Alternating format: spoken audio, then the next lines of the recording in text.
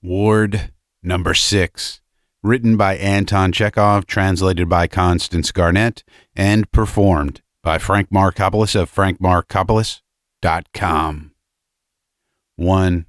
In the hospital yard there stands a small lodge surrounded by a perfect forest of burdocks, nettles, and wild hemp. Its roof is rusty, the chimney is tumbling down, the steps at the front door are rotting away and overgrown with grass, and there are only traces left of the stucco. The front of the lodge faces the hospital. At the back it looks out into the open country, from which it is separated by the gray hospital fence with nails on it. These nails, with their points upwards, and the fence and the lodge itself, have that peculiar, desolate, God-forsaken look which is only found in our hospital and prison buildings. If you are not afraid of being stung by the nettles, come by the narrow footpath that leads to the lodge and let us see what is going on inside. Opening the first door, we walk into the entry. Here, along the walls and by the stove, every sort of hospital rubbish lies littered about: mattresses, old tattered dressing gowns, trousers, blue-striped shirts, boots, and shoes no good for anything. All these remnants are piled up in heaps, mixed up and crumpled, moldering and giving out a sickly smell. The porter, Nikita, an old soldier wearing rusty good conduct stripes, is always lying on the litter with a pipe between his teeth. He has a grim, surly, battered-looking face, overhanging eyebrows which give him the expression of a sheepdog of the steppes, and a red nose. He is short and looks thin and scraggy, but he is of imposing deportment, and his fists are vigorous. He belongs to the class of simple-hearted, practical, and dull-witted people, prompt in carrying out orders, who like discipline better than anything in the world, and so are convinced that it is their duty to beat people. He showers blows on the face, on the chest, on the back, on whatever comes first, and is convinced that there would be no order in the place if he did not. Next, you come into a big, spacious room which fills up the whole lodge except for the entry. Here the walls are painted a dirty blue. The ceiling is as sooty as in a hut without a chimney. It is evident that in the winter the stove smokes and the room is full of fumes. The windows are disfigured by iron gratings on the inside. The wooden floor is gray and full of splinters. There is a stench of sour cabbage, of smoldering wicks, of bugs, and of ammonia, and for the first minute this stench gives you the impression of having walked into a menagerie.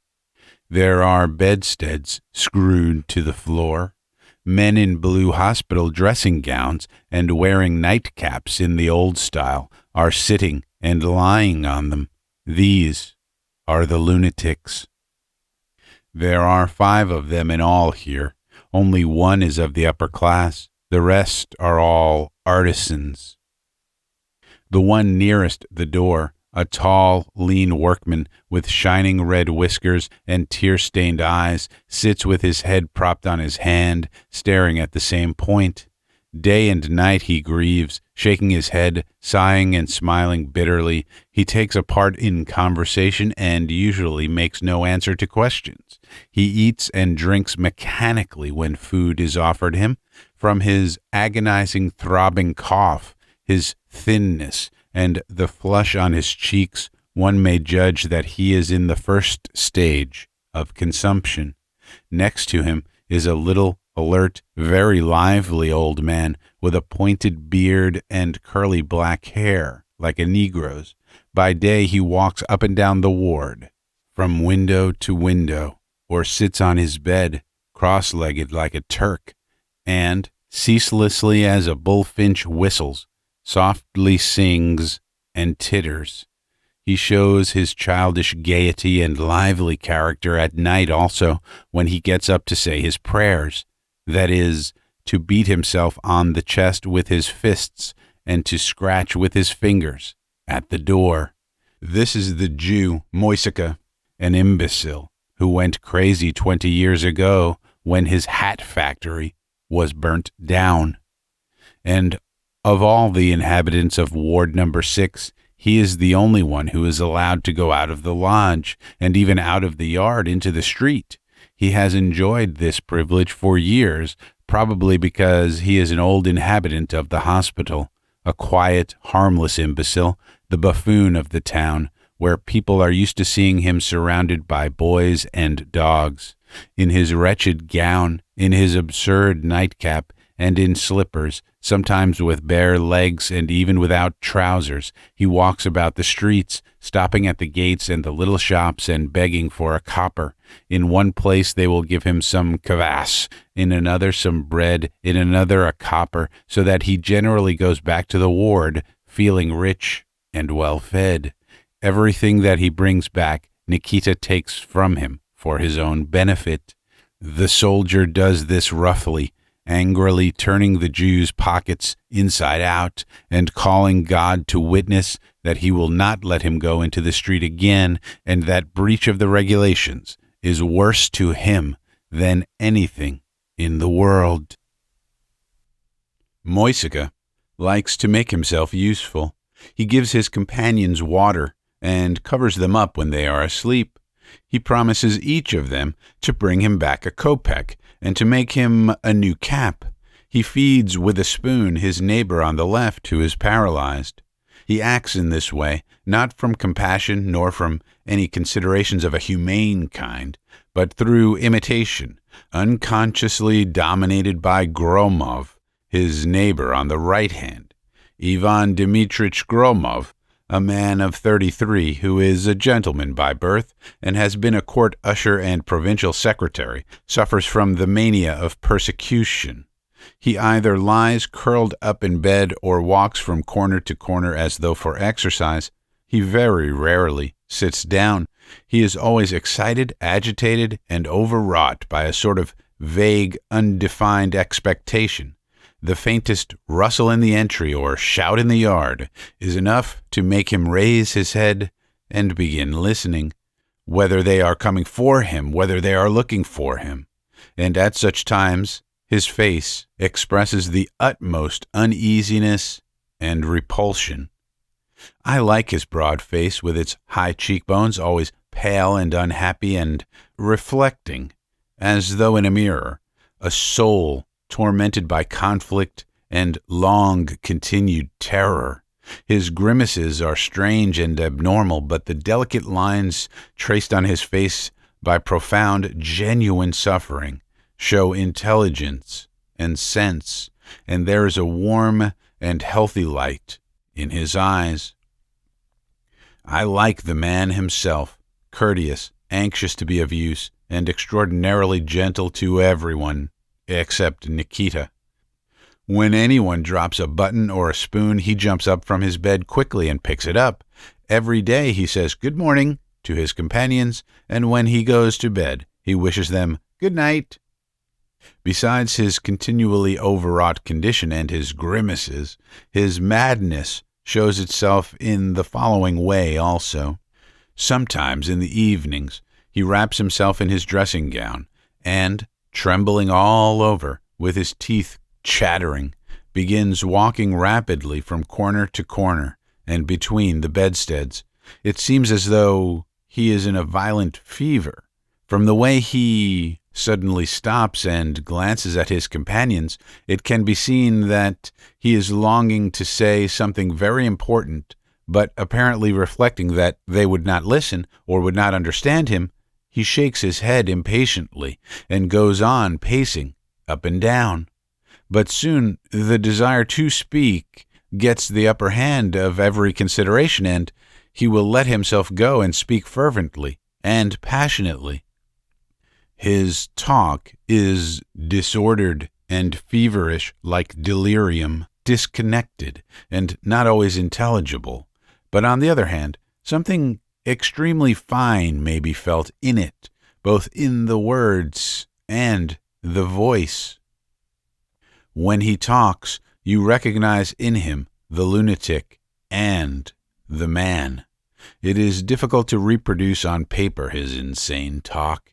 He speaks of the baseness of mankind, of violence trampling on justice, of the glorious life which will one day be upon earth, of the window gratings which remind him every minute of the stupidity and cruelty of oppressors. It makes a disorderly, incoherent potpourri of themes, old but not yet out of date. 2. Some 12 or 15 years ago, an official called Gromov, a highly respectable and prosperous person, was living in his own house in the principal street of the town. He had 2 sons, Sergei and Ivan. When Sergei was a student in his 4th year, he was taken ill with galloping consumption and died. And his death was, as it were, the first of a whole series of calamities, which suddenly showered on the Gromov family. Within a week of Sergei's funeral, the old father was put on trial for fraud and misappropriation, and he died of typhoid in the prison hospital soon afterwards. The house, with all their belongings, was sold by auction, and Ivan Dimitric and his mother were left entirely without means. Hitherto, in his father's lifetime, Ivan Dimitric, who was studying in the University of Petersburg, had received an allowance of 60 or 70 rubles a month and had had no conception of poverty. Now he had to make an abrupt change in his life. He had to spend his time from morning to night giving lessons for next to nothing, to work at copying, and with all that, to go hungry, as all his earnings were sent to keep his mother. Ivan Dimitric could not stand such a life. He lost heart and strength, and, giving up at the university, went home. Here, through interest, he obtained the post of teacher in the district school, but could not get on with his colleagues, was not liked by the boys, and soon gave up the post. His mother died. He was for 6 months without work, living on nothing but bread and water. Then he became a court usher. He kept this post until he was dismissed, owing to his illness. He had never, even in his young student days, given the impression of being perfectly healthy.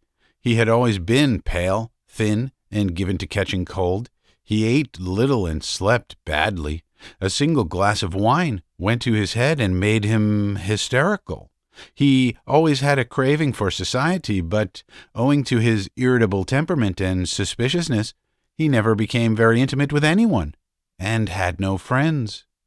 He always spoke with contempt of his fellow townsmen, saying that their coarse language and sleepy animal existence seemed to him loathsome and horrible. He spoke in a loud tenor, with heat, and invariably either with scorn and indignation or with wonder and enthusiasm, and always with perfect sincerity. Whatever one talked to him about, he always brought it round to the same subject, that life was dull and stifling in the town, that the townspeople had no lofty interests, but lived a dingy, meaningless life, diversified by violence, coarse profligacy, and hypocrisy, that scoundrels were well-fed and clothed, while honest men lived from hand to mouth, that they needed schools, a progressive local paper, a theater, public lectures, the coordination of the intellectual elements, that society must see its failings and be horrified. In his criticisms of people, he laid on the colors thick, using only black and white, and no fine shades. Mankind was divided for him into honest men and scoundrels. There was nothing in between. He always spoke with passion and enthusiasm of women and of love, but he had never been in love. In spite of the severity of his judgments and his nervousness, he was liked, and behind his back was spoken of affectionately as Vanya. His innate refinement and readiness to be of service, his good breeding, his moral purity, and his shabby coat, his frail appearance, and family misfortunes, aroused a kind, warm, sorrowful feeling. Moreover, he was well educated and well read. According to the townspeople's notions, he knew everything, and was, in their eyes, something like a walking encyclopedia. He had read a great deal. He would sit at the club, nervously pulling at his beard and looking through magazines and books, and from his face one could see that he was not reading, but devouring the pages without giving himself time to digest what he had read. It must be supposed that reading was one of his morbid habits, as he fell upon anything that came into his hands with equal avidity, even last year's newspapers and calendars. At home, he always read lying down. 3. One autumn morning Ivan Dimitric turned up the collar of his greatcoat and, splashing through the mud, made his way by side streets and back lanes to see some artisan and to collect some payment that was owing. He was in a gloomy mood, as he always was in the morning. In one of the side streets he was met by 2 convicts in fetters and 4 soldiers with rifles in charge of them. Ivan Dimitric had very often met convicts before, and they had always excited feelings of compassion and discomfort in him. But now this meeting made a peculiar, strange impression on him. It suddenly seemed to him, for some reason, that he, too, might be put into fetters and led through the mud to prison like that. After visiting the artisan, on the way home, he met near the post office a police superintendent of his acquaintance, who greeted him and walked a few paces along the street with him, and for some reason this seemed to him suspicious. At home, he could not get the convicts or the soldiers with their rifles out of his head all day, and an unaccountable inward agitation prevented him from reading or concentrating his mind. In the evening he did not light his lamp, and at night he could not sleep, but kept thinking that he might be arrested, put into fetters, and thrown into prison. He did not know of any harm he had done, and could be certain that he would never be guilty of murder, arson, or theft in the future either, but was it not easy to commit a crime by accident, unconsciously, and was not false witness always possible, and indeed miscarriage of justice? It was not without good reason that the age-long experience of the simple people teaches that beggary and prison are ills none can be safe from. A judicial mistake is very possible, as legal proceedings are conducted nowadays, and there is nothing to be wondered at in it. People who have an official, professional relation to other men's sufferings, for instance, judges, police officers, doctors, in course of time, through habit, grow so callous that they cannot, even if they wish it, take any but a formal attitude to their clients. In this respect, they are not different from the peasant who slaughters sheep and calves in the backyard and does not notice the blood. With this formal, soulless attitude to human personality, the judge needs but one thing: time, in order to deprive an innocent man of all rights of property and to condemn him to penal servitude. Only the time spent on performing certain formalities for which the judge is paid his salary, and then it is all over. Then you may look in vain for justice and protection in this dirty, wretched little town 150 miles from a railway station. And indeed, it is not absurd, even, to think of justice when every kind of violence is accepted by society as a rational and consistent necessity, and every act of mercy, for instance, a verdict of acquittal, calls forth a perfect outburst of dissatisfied and revengeful feeling. In the morning, Ivan Dimitric got up from his bed in a state of horror, with cold perspiration on his forehead, completely convinced that he might be arrested any minute. Since his gloomy thoughts of yesterday had haunted him so long, he thought it must be that there was some truth in them. They could not, indeed, have come into his mind without any grounds whatever. A policeman walking slowly past by the windows. That was not for nothing. Here were two men standing still and silent near the house. Why were they silent? And agonizing days and nights followed for Ivan Dmitrich. Everyone who passed by the windows or came into the yard seemed to him a spy or a detective. At midday, the chief of the police usually drove down the street with a pair of horses. He was going from his estate near the town to the police department, but Ivan Dmitrich fancied every time that he was driving especially quickly and that he had a peculiar expression. It was evident that he was in haste to announce that there was a very important criminal in the town. Ivan Dmitrich started at every ring at the bell and knock at the gate, and was agitated whenever he came upon anyone new at his landlady's. When he met police officers and gendarmes, he smiled and began whistling, so as to seem unconcerned. He could not sleep for whole nights in succession, expecting to be arrested, but he snored loudly and sighed as though in deep sleep, that his landlady might think he was asleep.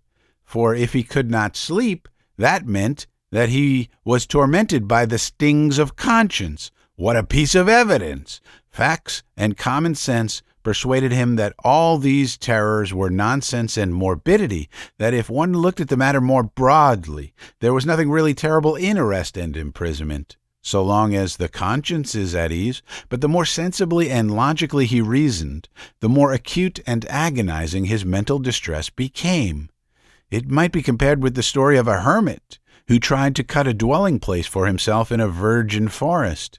The more zealously he worked with his axe, the thicker the forest grew. In the end, Ivan Dmitrich, seeing it was useless, gave up reasoning altogether, and abandoned himself entirely to despair and terror. He began to avoid people and to seek solitude. His official work had been distasteful to him before.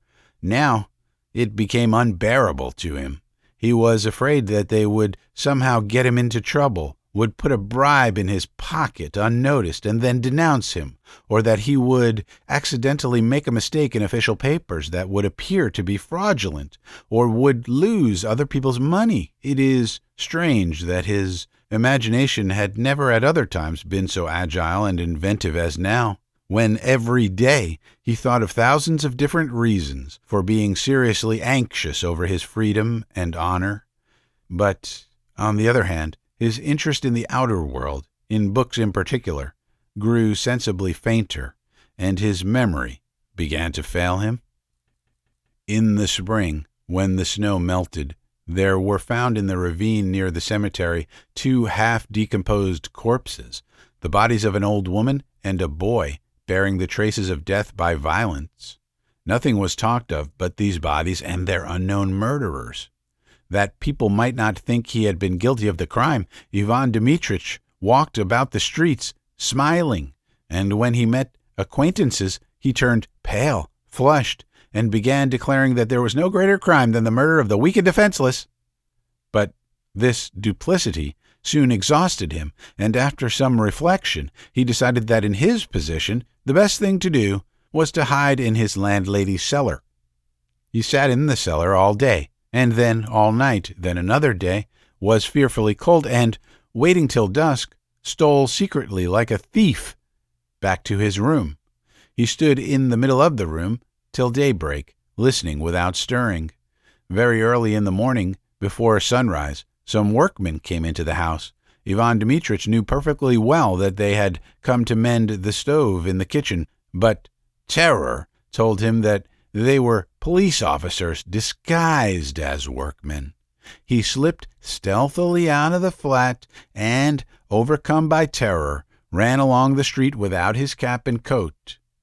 Dogs raced after him, barking. A peasant shouted somewhere behind him. The wind whistled in his ears, and it seemed to Ivan Dmitrich that the force and violence of the whole world was massed together behind his back and was chasing after him.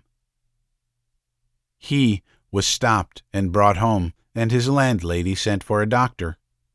Dr. Andrey Yefimitch, of whom we shall have more to say hereafter, prescribed cold compresses on his head and laurel drops, shook his head, and went away, telling the landlady he should not come again, as one should not interfere with people who are going out of their minds. As he had not the means to live at home and be nursed, Ivan Dmitrich was soon sent to the hospital, and was there put into the ward for venereal patients. He could not sleep at night, was full of whims and fancies, and disturbed the patients, and was soon afterwards, by Andrey Yefimich's orders, transferred to ward number 6. Within a year, Ivan Dmitrich was completely forgotten in the town, and his books, heaped up by his landlady in a sledge in the shed, were pulled to pieces by boys. 4. Ivan Dmitrich's neighbor on the left hand is, as I have said already, the Jew Moisika. His neighbor on the right hand is a peasant so rolling in fat that he is almost spherical, with a blankly stupid face utterly devoid of thought. This is a motionless, gluttonous, unclean animal who has long ago lost all powers of thought or feeling. An acrid, stifling stench always comes from him. Nikita, who has to clean up after him, beats him terribly with all his might, not sparing his fists. And what is dreadful is not his being beaten. That one can get used to, but the fact that this stupefied creature does not respond to the blows with a sound or a movement, nor by a look in the eyes, but only sways a little, like a heavy barrel. The fifth and last inhabitant of ward number 6 is a man of the artisan class, who had once been a sorter in the post office, a thinnish, fair little man, with a good-natured but rather sly face. To judge from the clear, cheerful look in his calm and intelligent eyes, he has some pleasant idea in his mind, and has some very important and agreeable secret. He has under his pillow and under his mattress something that he never shows anyone, not from fear of its being taken from him and stolen, but from modesty. Sometimes he goes to the window, and turning his back to his companions, puts something on his breast, and bending his head, looks at it. If you go up to him at such a moment, he is overcome with confusion, and snatches something off his breast, but it is not difficult to guess his secret. "Congratulate me," he often says to Ivan Dmitrich.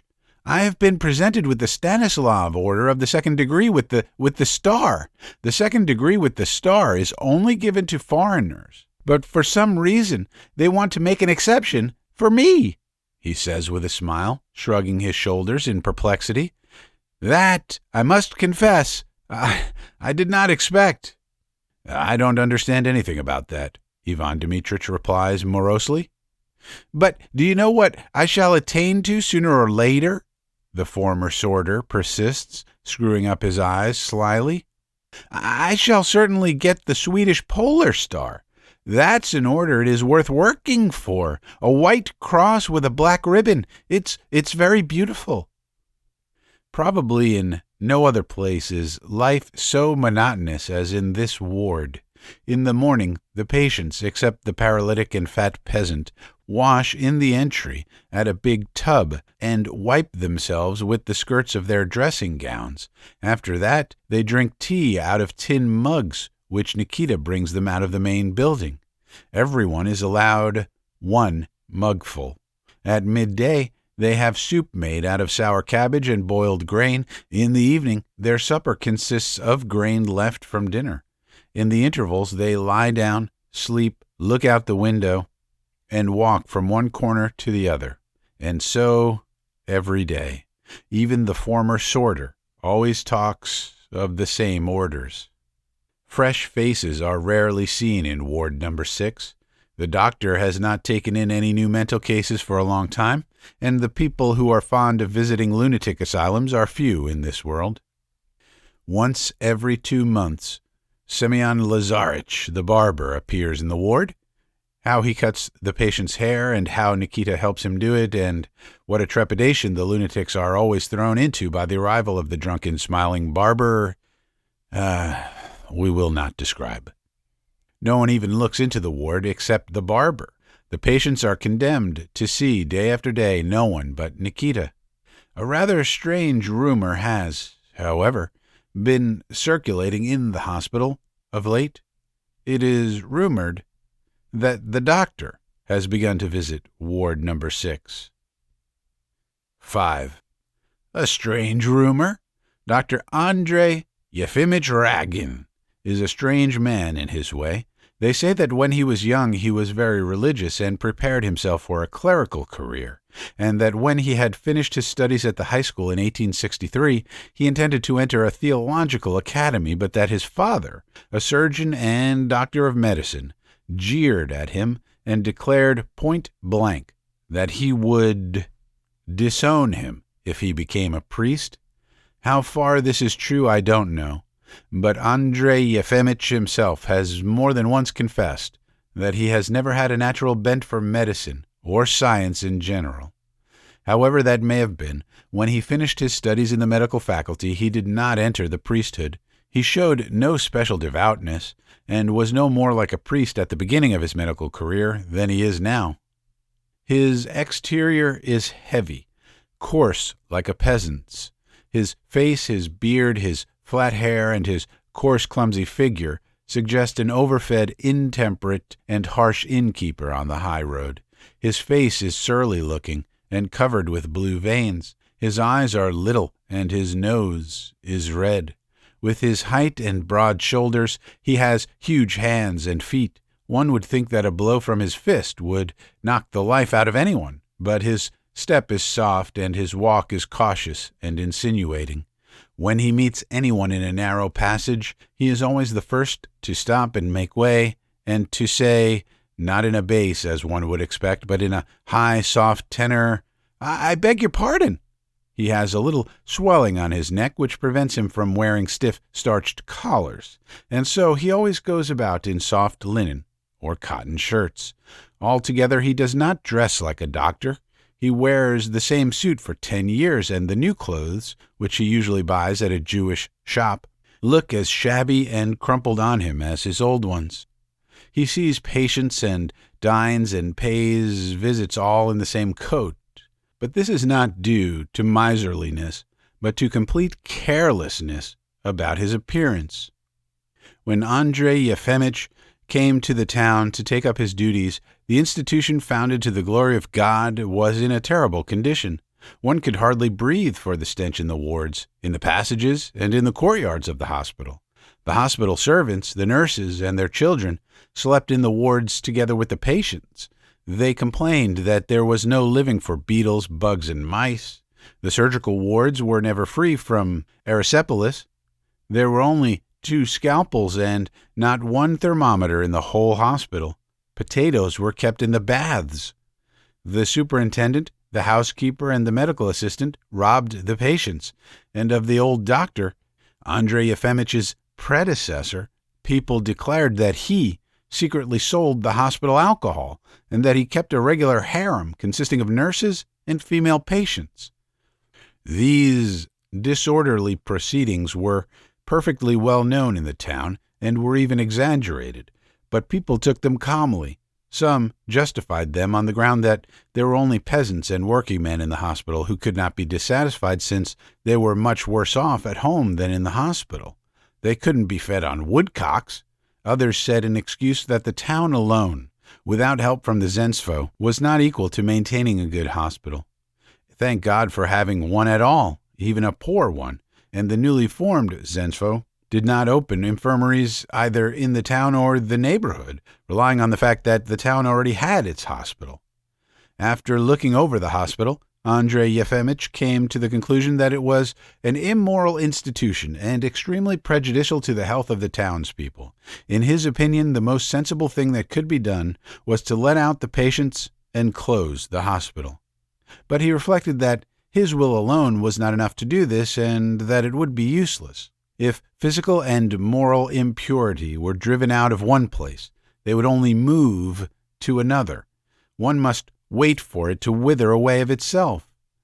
Besides, if people open a hospital and put up with having it, it must be because they need it. Superstition and all the nastiness and abominations of daily life were necessary, since in process of time they worked out to something sensible, just as manure turns into black earth. There was nothing on earth so good that it had not something nasty about its first origin. When Andrey Yefimitch undertook his duties, he was apparently not greatly concerned about the irregularities at the hospital. He only asked the attendants and nurses not to sleep in the wards, and had 2 cupboards of instruments put up. The superintendent, the housekeeper, the medical assistant, and the erysipeles remained unchanged. Andrey Yefimitch loved intelligence and honesty intensely, but he had no strength of will nor belief in his right to organize an intelligent and honest life about him. He was absolutely unable to give orders, to forbid things, and to insist. It seemed as though he had taken a vow never to raise his voice and never to make use of the imperative. It was difficult for him to say, "Fetch," or "Bring." When he wanted his meals, he would cough hesitatingly and say to the cook, How about tea?" or "How about dinner?" To dismiss the superintendent or to tell him to leave off stealing was to abolish the unnecessary parasitic post altogether, was absolutely beyond his powers. When Andrey Yefimitch was deceived or flattered, or accounts he knew to be cooked were brought him to sign, he would turn as red as a crab and feel guilty, and yet he would sign the accounts. When the patients complained to him of being hungry or of the roughness of their nurses, he would be confused and mutter guiltily, Very well, very well. I will go into it later. Most likely there is some misunderstanding."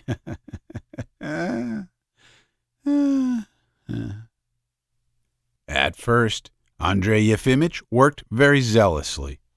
He saw patients every day, from morning till dinner time, performed operations, and even attended confinements. The ladies said of him that he was attentive and clever at diagnosing diseases, especially those of women and children.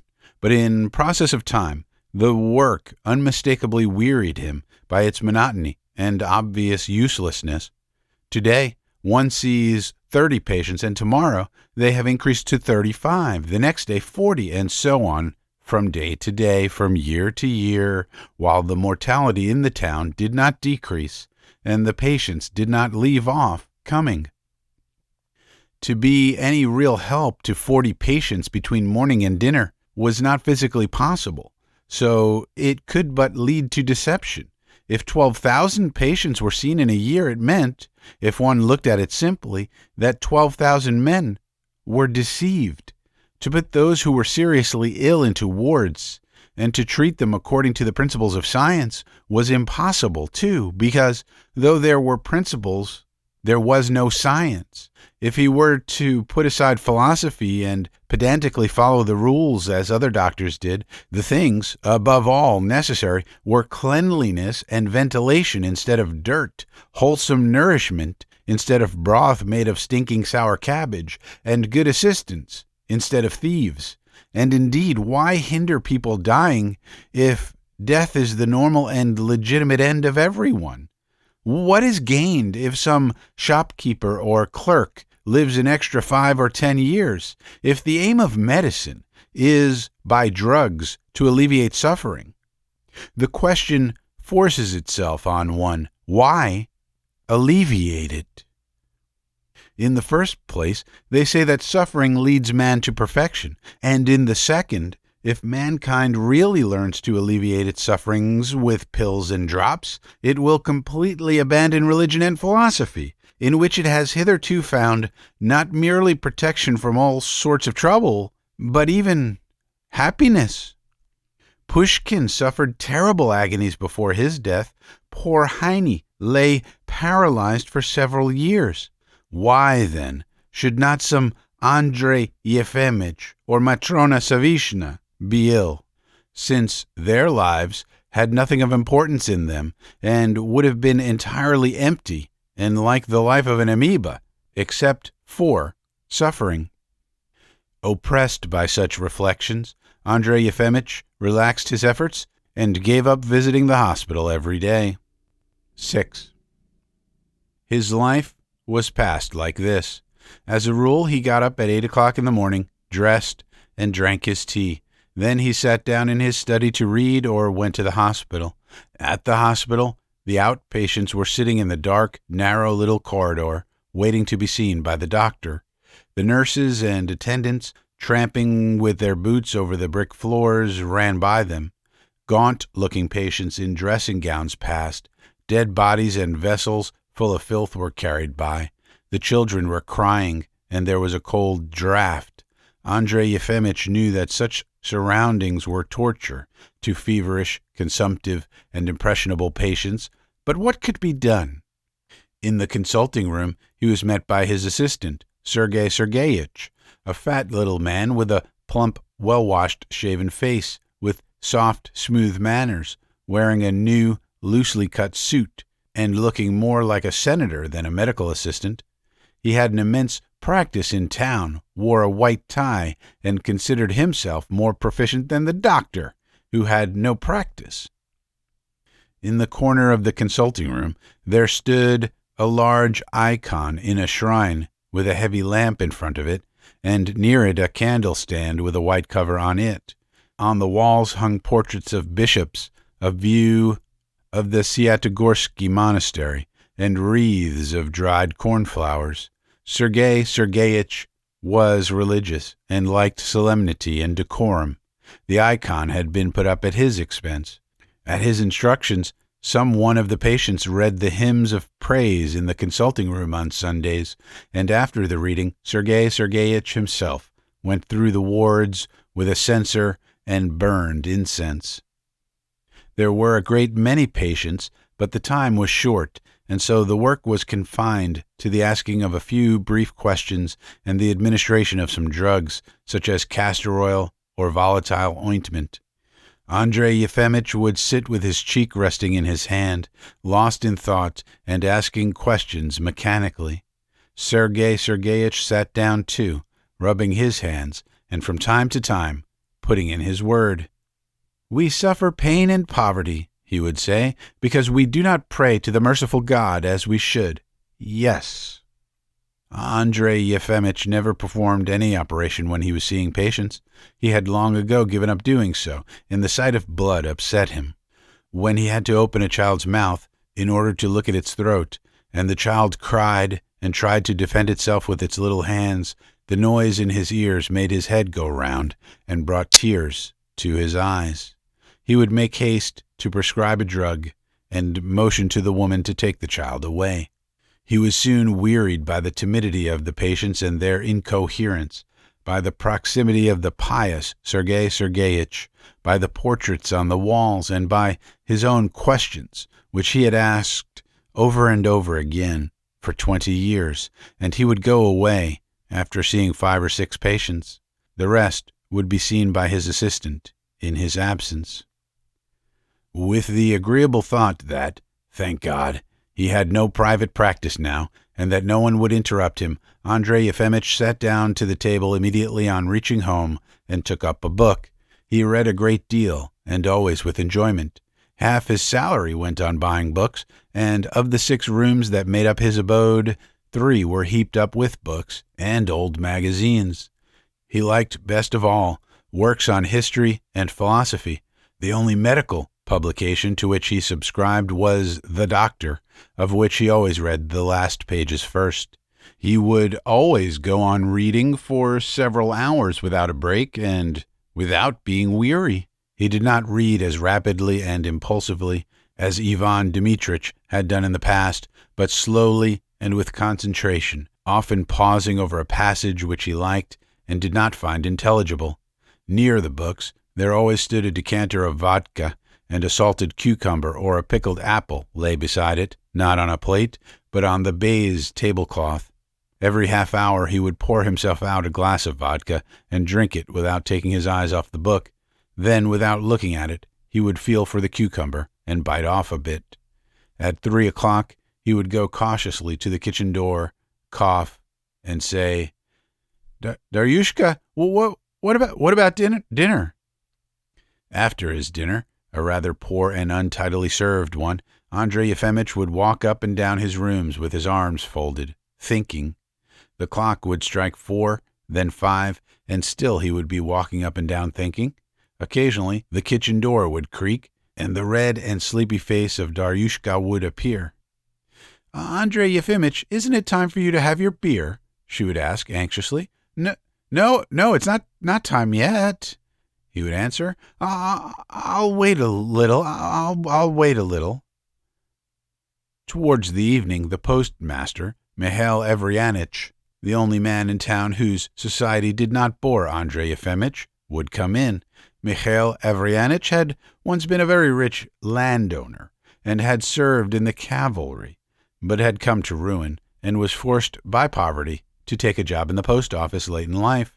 He had a hale and hearty appearance, luxuriant gray whiskers, the manners of a well-bred man, and a loud, pleasant voice. He was good-natured and emotional, but hot-tempered. When anyone in the post office made a protest, expressed disagreement, or even began to argue, Mikhail Averyanitch would turn crimson, shake all over, and shout in a voice of thunder, "Hold your tongue!" So that the post office had long enjoyed the reputation of an institution which it was terrible to visit. Mikhail Averyanitch liked and respected Andrey Yefimitch for his culture and the loftiness of his soul. He treated the other inhabitants of the town superciliously, as though they were his subordinates. "Here I am," he would say, going in to Andrey Yefimitch. "Good evening, my dear fellow. I'll be bound you are getting sick of me, aren't you?" On the contrary, I am delighted," said the doctor. "I am always glad to see you." The friends would sit on the sofa in the study and for some time would smoke in silence. "Daryushka, what about the beer?" Andrey Yefimitch would say. They would drink their first bottle still in silence, the doctor brooding and Mikhail Averyanitch with a gay and animated face, like a man who has something very interesting to tell. The doctor was always the one to begin the conversation. "What a pity," he would say quietly and slowly, not looking his friend in the face. He never looked anyone in the face. "What a great pity it is that there are no people in our town who are capable of carrying on intelligent and interesting conversation, or care to do so. It is an immense privation for us. Even the educated class do not rise above vulgarity. The level of their development, I assure you, is not a bit higher than that of the lower orders." "Perfectly true. I agree." "You know, of course," the doctor went on quietly and deliberately, "that everything in this world is insignificant and uninteresting except the higher spiritual manifestations of the human mind. Intellect draws a sharp line between the animals and man, suggests the divinity of the latter, and to some extent even takes the place of the immortality which does not exist. Consequently, the intellect is the only possible source of enjoyment. We see and hear of no trace of intellect about us, so we are deprived of enjoyment. We have books, it is true, but that is not at all the same as living talk and converse. If you will allow me to make a not quite apt comparison, books are the printed score, while talk is the singing." "Perfectly true." A silence would follow. Daryushka would come out of the kitchen and, with an expression of blank dejection, would stand in the doorway to listen, with her face propped on her fist. Mikhail Averyanitch would sigh. "To expect intelligence of this generation." And he would describe how wholesome, entertaining, and interesting life had been in the past, how intelligent the educated class in Russia used to be, and what lofty ideas it had of honor and friendship, how they used to lend money without an IOU, and it was thought a disgrace not to give a helping hand to a comrade in need. And what campaigns, what adventures, what skirmishes, what comrades, what women! And the Caucasus, What a marvelous country! The wife of a battalion commander, a queer woman, used to put on an officer's uniform and drive off into the mountains in the evening, alone, without a guide. It was said that she had a love affair with some princeling in the native village. Queen of Heaven, Holy Mother, Daryushka would sigh. And how we drank, and how we ate, oh, and what desperate liberals we were. Andrey Yefimitch would listen without hearing. He was musing as he sipped his beer. I often dream of intellectual people and conversation with them, he said suddenly, interrupting Mikhail Averyanitch. My father gave me an excellent education, but under the influence of the ideas of the 60s, it made me become a doctor. I believe if I had not obeyed him then, by now I should have been in the very center of the intellectual movement. Most likely I should have become a member of some university. Of course, intellect, too, is transient and not eternal, but you know why I cherish a partiality for it. Life is a vexatious trap. When a thinking man reaches maturity and attains to full consciousness, he cannot help feeling that he is in a trap from which there is no escape.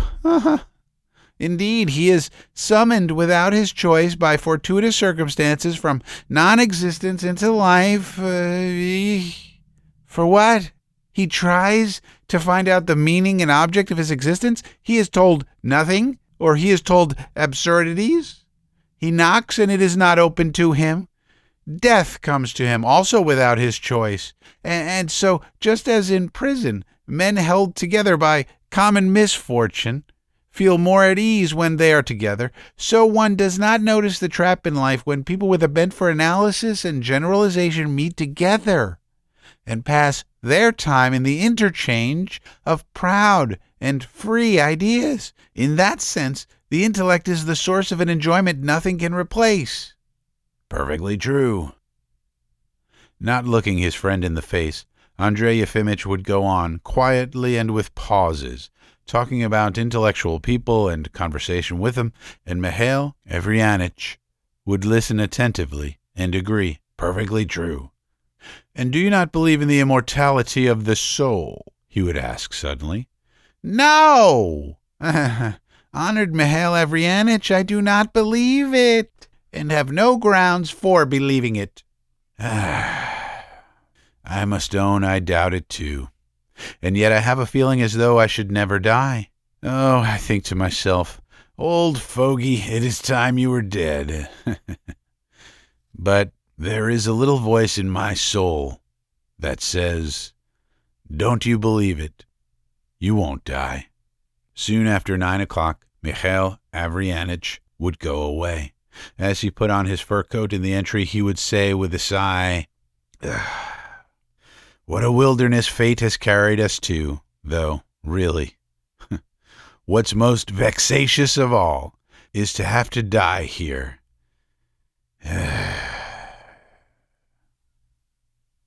7. After seeing his friend out, Andrey Yefimitch would sit down at the table and begin reading again. The stillness of the evening, and afterwards of the night, was not broken by a single sound, and it seemed as though time were standing still and brooding with the doctor over the book, and as though there were nothing in existence but the books and the lamp with the green shade. The doctor's coarse, peasant-like face was gradually lighted up by a smile of delight and enthusiasm over the progress of the human intellect. Oh, why is not man immortal? He thought. What is the good of the brain centers and convolutions? What is the good of sight, speech, self-consciousness, genius, if it is all destined to depart into the soil, and in the end to grow cold together with the earth's crust, and then for millions of years to fly with the earth round the sun, with no meaning and no object?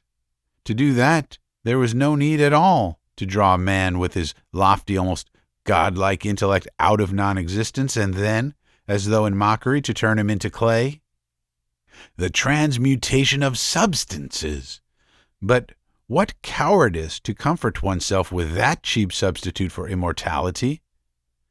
The unconscious processes that take place in nature are lower even than the stupidity of man, since in stupidity there is, anyway, consciousness and will, while in those processes there is absolutely nothing. Only the coward who has more fear of death than dignity can comfort himself with the fact that his body will in time live again in the grass, in the stones, in the toad. To find one's immortality in the transmutation of substances is as strange as to prophesy a brilliant future for the case after a precious violin has been broken and become useless. When the clock struck, Andrey Yefimitch would sink back into his chair and close his eyes to think a little. Under the influence of the fine ideas of which he had been reading, he would, unawares, recall his past and his present. The past was hateful. Better not to think of it, and it was the same in the present as in the past. He knew that at the very time when his thoughts were floating together with the cooling earth round the sun, in the main building beside his abode, people were suffering in sickness and physical impurity. Someone perhaps could not sleep, and was making war upon the insects. Someone was being infected by erysipelas, or moaning over too tight a bandage. Perhaps the patients were playing cards with the nurses and drinking vodka. According to the yearly return, 12,000 people had been deceived. The whole hospital rested as it had done 20 years ago on thieving, filth, scandals, gossip, on gross quackery, and, as before, it was an immoral institution extremely injurious to the health of the inhabitants. He knew Nikita knocked the patients about behind the barred windows of Ward No. 6, and that Moisika went about the town every day begging alms. On the other hand, he knew very well that a magical change had taken place in medicine during the last 25 years. When he was studying at the university, he had fancied that medicine would soon be overtaken by the fate of alchemy and metaphysics, but now, when he was reading at night, the science of medicine touched him and excited his wonder and even enthusiasm. What unexpected brilliance! What a revolution! Thanks to the antiseptic system, operations were performed such as the great Pirogov had considered impossible. Ordinary Zemstvo doctors were venturing to perform the resection of the kneecap. Of abdominal operations, only 1% was fatal, while stones were considered such a trifle that they did not even write about them. A radical cure for syphilis had been discovered, and the theory of heredity, hypnotism, the discoveries of Pasteur and of Koch, hygiene based on statistics, and the work of Zemstvo doctors, psychiatry with its modern classification of mental diseases, methods of diagnosis and treatment, was a perfect Elborus in comparison with what had been in the past. They no longer poured cold water on the heads of lunatics, nor put straight waistcoats upon them. They treated them with humanity, and even, so it was stated in the papers, got up balls and entertainments for them. Andrey Yefimitch knew that with modern tastes and views, such an abomination as Ward No. 6 was possible only 150 miles away from a railway in a little town where the mayor and all the town council were half-illiterate tradesmen who looked upon the doctor as an oracle who must be believed without any criticism, even if he had poured molten lead into their mouths. In any other place, the public and the newspapers would long ago have torn this little Bastille to pieces. But after all, what of it? Andrey Yefimitch would ask himself, opening his eyes. There is the antiseptic system, there's Koch, there's Pasteur, but the essential reality is not altered a bit. Ill health and mortality are still the same. They get up balls and entertainments for the mad, but still they don't let them go free, so it's all nonsense and vanity, and there is no difference in reality between the best Vienna clinic and my hospital. But depression and a feeling akin to envy prevented him from feeling indifferent. It must have been owing to exhaustion. His heavy head sank onto the book. He put his hands under his face to make it softer, and thought, I serve in a pernicious institution and receive a salary from people whom I am deceiving. I am not honest, But then I of myself am nothing. I am only part of an inevitable social evil. All local officials are pernicious and receive their salary for doing nothing. And so, for my dishonesty, it is not I who am to blame, but the times. If I had been born 200 years later, I should have been different. When it struck 3, he would put out his lamp and go into his bedroom. He was not sleepy. 8. 2 years before, the Zemstvo, in a liberal mood, had decided to allow 300 rubles a year to pay for additional medical service in the town till the Zemstvo hospital should be opened, and the district doctor, Yevgeny Fyodorovich Hotov, was invited to the town to assist Andrey Yefimitch. He was a very young man, not yet 30, tall and dark, with broad cheekbones and little eyes. His forefathers had probably come from one of the many alien races of Russia. He arrived in the town without a farthing, with a small portmanteau and a plain young woman, whom he called his cook. The woman had a baby at the breast. Yevgeny Fyodorovich used to go about in a cap with a peak and in high boots, and in the winter wore sheepskin. He made great friends with Sergei Sergeyitch, the medical assistant, and with the treasurer, but held aloof from the other officials, and for some reason called them aristocrats. He had only one book in his lodgings, the latest prescriptions of the Vienna Clinic for 1881. When he went to a patient, he always took this book with him. He played billiards in the evening at the club. He did not like cards. He was very fond of using in conversation such expressions as endless bobbery, canting soft soap, shut up with your finicking. He visited the hospital twice a week, made the round of the wards, and saw outpatients. The complete absence of antiseptic treatment and the cupping roused his indignation, but he did not introduce any new system, being afraid of offending Andrey Yefimitch. He regarded his colleague as a sly old rascal, suspected him of being a man of large means, and secretly envied him. He would have been very glad to have his post. 9. On a spring evening towards the end of March, when there was no snow left on the ground, and the starlings were singing in the hospital garden, the doctor went out to see his friend, the postmaster, as far as the gate. At that very moment, the Jew, Moisika, returning with his booty, came into the yard. He had no cap on, and his bare feet were thrust into galoshes. In his hand he had a little bag of coppers. "Give me a kopeck," he said to the doctor, smiling and shivering with cold. Andrey Yefimitch, who could never refuse anyone anything, gave him a 10-kopeck piece. "How bad that is," he thought, looking at the Jew's bare feet with their thin red ankles. "Why, it's wet." And stirred by a feeling akin both to pity and disgust, he went into the lodge behind the Jew, now looking at his bald head, now at his ankles. As the doctor went in, Nikita jumped up from the heap of litter and stood at attention. "Good day, Nikita," Andrey Yefimitch said mildly. "That Jew should be provided with boots or something. He will catch cold." "Certainly, Your Honor. I'll inform the superintendent." "Please do. Ask in my name. Tell him that I asked." The door into the ward was open.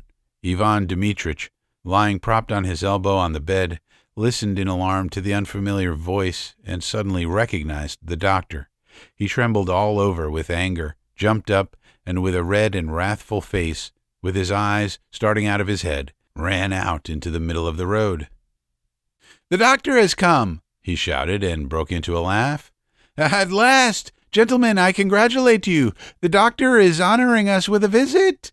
Cursed reptile! He shrieked, and stamped in a frenzy such as had never been seen in the ward before. "Kill the reptile! No, killing's too good. Drown him in the midden pit." Andrey Yefimitch, hearing this, looked into the ward from the entry and asked gently, What for?" "What for?" shouted Ivan Dimitrich, going up to him with a menacing air and convulsively wrapping himself in his dressing gown.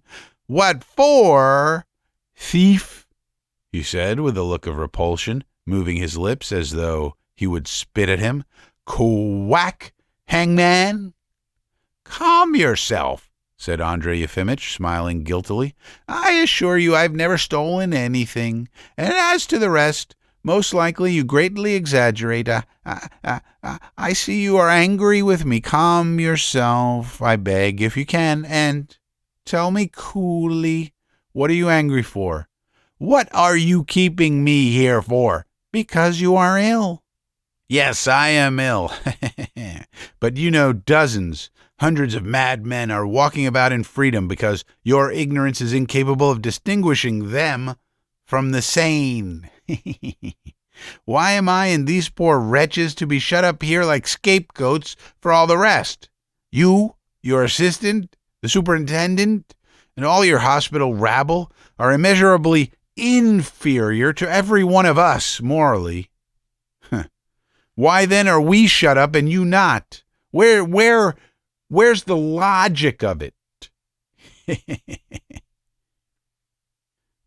Morality and logic don't come in. It all depends on chance. If anyone is shut up, he has to stay, and if anyone is not shut up, he can walk about. That's all. There is neither morality nor logic in my being a doctor and your being a mental patient. There is nothing but idle chance. That twaddle I don't understand, Ivan Dimitric brought out in a hollow voice, and he sat down on his bed. Moisika, whom Nikita did not venture to search in the presence of the doctor, laid out on his bed pieces of bread, bits of paper, and little bones, and, still shivering with cold, began rapidly in a sing-song voice saying something in Yiddish. He most likely imagined that he had opened a shop. "Let me out," said Ivan Dimitrich, and his voice quivered. "I cannot." "But why? Why?" "Because it is not in my power. Think, what use will it be to you if I do let you out? Go. The townspeople or the police will detain you or bring you back. I mean, Yes, that's true," said Ivan Dimitrich, and he rubbed his forehead. "It's awful, but what am I to do?" "What?" Andrey Yefimitch liked Ivan Dimitrich's voice and his intelligent young face with its grimaces. He longed to be kind to the young man and soothe him. He sat down on the bed beside him and thought, and said, You ask me what to do. The very best thing in your position would be to run away. But unhappily that is useless. You would be taken up when society protects itself from the criminal, mentally deranged, or other inconvenient people. It is invincible. There's only one thing left for you, to resign yourself to the thought that your presence here is inevitable. It is no use to anyone. So long as prisons and madhouses exist, someone must be shut up in them. If not you, I. If not I, some third person. Wait till, in the distant future, prisons and madhouses no longer exist, and there will be neither bars on the windows nor hospital gowns. Of course, that time will come sooner or later. Ivan Dimitrich smiled ironically. "You are jesting," he said, screwing up his eyes. "Such gentlemen as you and your assistant Nikita have nothing to do with the future, but you may be sure, sir, better days will come. I may express myself cheaply, you may laugh, but the dawn of a new life is at hand. Truth and justice will triumph, and our turn will come. I shall not live to see it. I shall perish. But some people's great-grandsons will see it. I greet them with all my heart and rejoice with them. Onward. God be your help, friends." With shining eyes, Ivan Dimitrich got up and, stretching his hands towards the window, went on with emotion in his voice. "From behind these bars, I bless you. Hurrah! For truth and justice, I rejoice." "I see no particular reason to rejoice," said Andrey Yefimitch, who thought Ivan Dmitrich's movement theatrical, though he was delighted by it. "Prisons and madhouses there will not be, and truth, as you have just expressed it, will triumph, but the reality of things, will not change. The laws of nature will still remain the same. People will suffer pain, grow old, and die just as they do now. However magnificent a dawn lighted up your life, you would yet in the end be nailed up in a coffin and thrown into a hole." "And immortality? Oh, come now. You don't believe in it, but I do. Somebody in Dostoevsky or Voltaire said that if there had not been a God, men would have invented him. And I firmly believe that if there is no immortality, the great intellect of man will, sooner or later, invent it." "Well said," observed Andrey Yefimitch, smiling with pleasure. "It's a good thing you have faith. With such a belief, one may live happily, even shut up within walls. You have studied somewhere, I presume?" "Yes, I have been at the university, but did not complete my studies." "You are a reflecting and thoughtful man. In any surroundings you can find tranquility in yourself, free and deep thinking which strives for the comprehension of life, and complete contempt for the foolish bustle of the world. Those are two blessings beyond any that man has ever known, and you can possess them even though you lived behind threefold bars. Diogenes lived in a tub, yet he was happier than all the kings of the earth." "Your Diogenes was a blockhead," said Ivan Dmitrich morosely. "Why do you talk to me about Diogenes and some foolish comprehension of life?" he cried, growing suddenly angry and leaping up. "I love life. I love it passionately. I have the mania of persecution, a continual agonizing terror. But I have moments when I am overwhelmed by the thirst for life, and then I am afraid of going mad. I want dreadfully to live, dreadfully." He walked up and down the ward in agitation, and said, dropping his voice, "When I dream, I am haunted by phantoms. People come to me. I hear voices and music, and I fancy I am walking through the woods or by the seashore, and I long so passionately for movement, for interests. Come, tell me, what news is there?" asked Ivan Dmitrich. "What's happening?" "Do you wish to know about the town or in general?" "Well, tell me first about the town and then in general."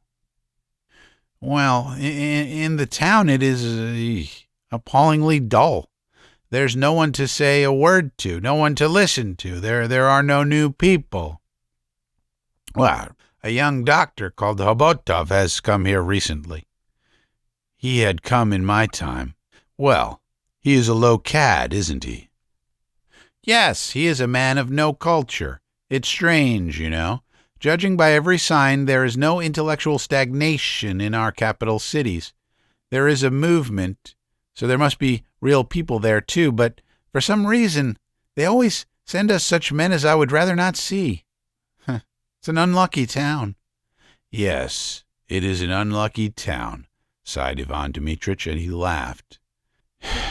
"And how are things in general? What are they writing in the papers and reviews?" It was by now dark in the ward. The doctor got up and, standing, began to describe what was being written abroad and in Russia, and the tendency of thought that could be noticed now. Ivan Dmitrich listened attentively and put questions, but suddenly, as though recalling something terrible, clutched at his head and lay down on the bed with his back to the doctor. "What's the matter?" asked Andrey Yefimitch. "You will not hear another word from me," said Ivan Dmitrich rudely. "Leave me alone." "Why so? I tell you, leave me alone. Why the devil do you persist?" Andrey Yefimitch shrugged his shoulders, heaved a sigh, and went out. As he crossed the entry, he said, "You might clean up here, Nikita. There's an awfully stuffy smell." "Certainly, Your Honor." "What an agreeable young man. thought Andrey Yefimitch, going back to his flat. In all the years I have been living here, I do believe he is the first I have met with whom one can talk. He is capable of reasoning and is interested in just the right things. While he was reading, and afterwards, while he was going to bed, he kept thinking about Ivan Dmitrich, and when he woke next morning, he remembered that he had the day before made the acquaintance of an intelligent and interesting man, and determined to visit him again as soon as possible. 10. Ivan Dmitrich was lying in the same position as on the previous day, with his head clutched in both hands and his legs drawn up. His face was not visible. "Good day, my friend," said Andrey Yefimitch. "You are not asleep, are you?" "In the first place, I am not your friend," Ivan Dmitrich articulated into the pillow. "And in the second, your efforts are useless. You will not get one word out of me." "Strange," muttered Andrey Yefimitch in confusion. "Yesterday we talked peacefully, but suddenly, for some reason, you took offense and broke off all at once. Probably I expressed myself awkwardly, or perhaps gave utterance to some idea which did not fit in with your convictions." "Yes, a likely idea," said Ivan Dmitrich, sitting up and looking at the doctor with irony and uneasiness. His eyes were red. "You can go and spy and probe somewhere else. It's no use your doing it here. I knew yesterday what you had come for." "A strange fancy," laughed the doctor. "So you suppose me to be a spy?" "Yes, I do. A spy or a doctor who has been charged to test me. It's all the same." "Oh, excuse me, what a queer fellow you really are." The doctor sat down on the stool near the bed and shook his head reproachfully. "But let us suppose you are right," he said. "Let us suppose that I am treacherously trying to trap you into saying something so as to betray you to the police. You would be arrested and then tried. But would you be any worse off being tried and in prison than you are here? If you are banished to a settlement or even to penal servitude, would it be worse than being shut up in this ward? I imagine it would be no worse. What, then, are you afraid of?" These words evidently had an effect on Ivan Dmitrich. He sat down quietly. It was between 4 and 5 in the afternoon, the time when Andrey Yefimitch usually walked up and down his rooms, and Daryushka asked whether it was not time for his beer. It was a still, bright day. "I came out for a walk after dinner, and here I have come, as you see," said the doctor. "It is quite spring." "What month is it? March?" asked Ivan Dmitrich. "Yes, the end of March." "Is it very muddy?" "No, not very. There are already paths in the garden." "It would be nice, now, to drive in an open carriage somewhere into the country," said Ivan Dmitrich, rubbing his red eyes as though he were just awake. "Then to come home to a warm, snug study, and to have a decent doctor to cure one's headache. It's so long since I have lived like a human being. It's disgusting here. Insufferably disgusting." After his excitement of the previous day, he was exhausted and listless, and spoke unwillingly. His fingers twitched, and from his face it could be seen that he had a splitting headache. "There is no real difference between a warm, snug study and this ward," said Andrey Yefimitch. "A man's peace and contentment do not lie outside a man, but in himself." "What do you mean?" "The ordinary man looks for good and evil in external things, that is, in carriages and studies. But a thinking man looks for it in himself." "You should go and preach that philosophy in Greece, where it's warm and fragrant, with the scent of pomegranates, but here it is not suited to the climate." "With whom was I talking of Diogenes? Was it with you?" "Yes, with me, yesterday." "Diogenes did not need a study or a warm habitation. It's hot there without. You can lie in your tub and eat oranges and olives. But bring him to Russia to live. He'd be begging to be let indoors in May, let alone December. He'd be doubled up with the cold. No, one can be insensible to cold as to every other pain. Marcus Aurelius says, a pain is a vivid idea of pain. Make an effort of will to change that idea, dismiss it, cease to complain, and the pain will disappear. That is true. The wise man, or simply the reflecting, thoughtful man, is distinguished precisely by his contempt for suffering. He is always contented and surprised at nothing. Then I am an idiot, since I suffer and am discontented and surprised at the baseness of mankind. You are wrong in that. If you reflect more on the subject, you will understand how insignificant is all that external world that agitates us. One must strive for the comprehension of life, and in that is true happiness. Comprehension, repeated Ivan Dimitrich, frowning. External, internal. Excuse me, but I don't understand it. I only know, he said, getting up and looking angrily at the doctor, I only know that God has created me of warm blood and nerves. Yes, indeed. If organic tissue is capable of life, it must react to every stimulus. And I do.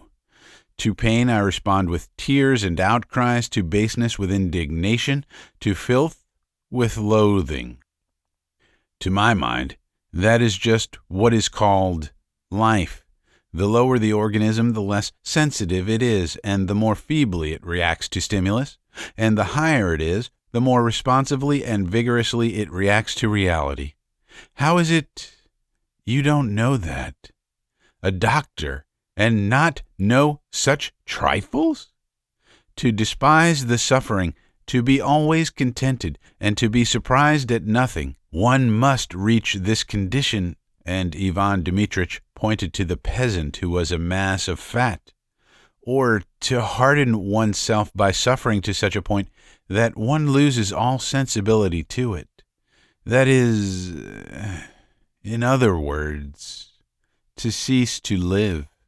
You must excuse me, I am not a sage or a philosopher, Ivan Dimitrich continued with irritation, and I don't understand anything about it. I am not capable of reasoning. On the contrary, your reasoning is excellent.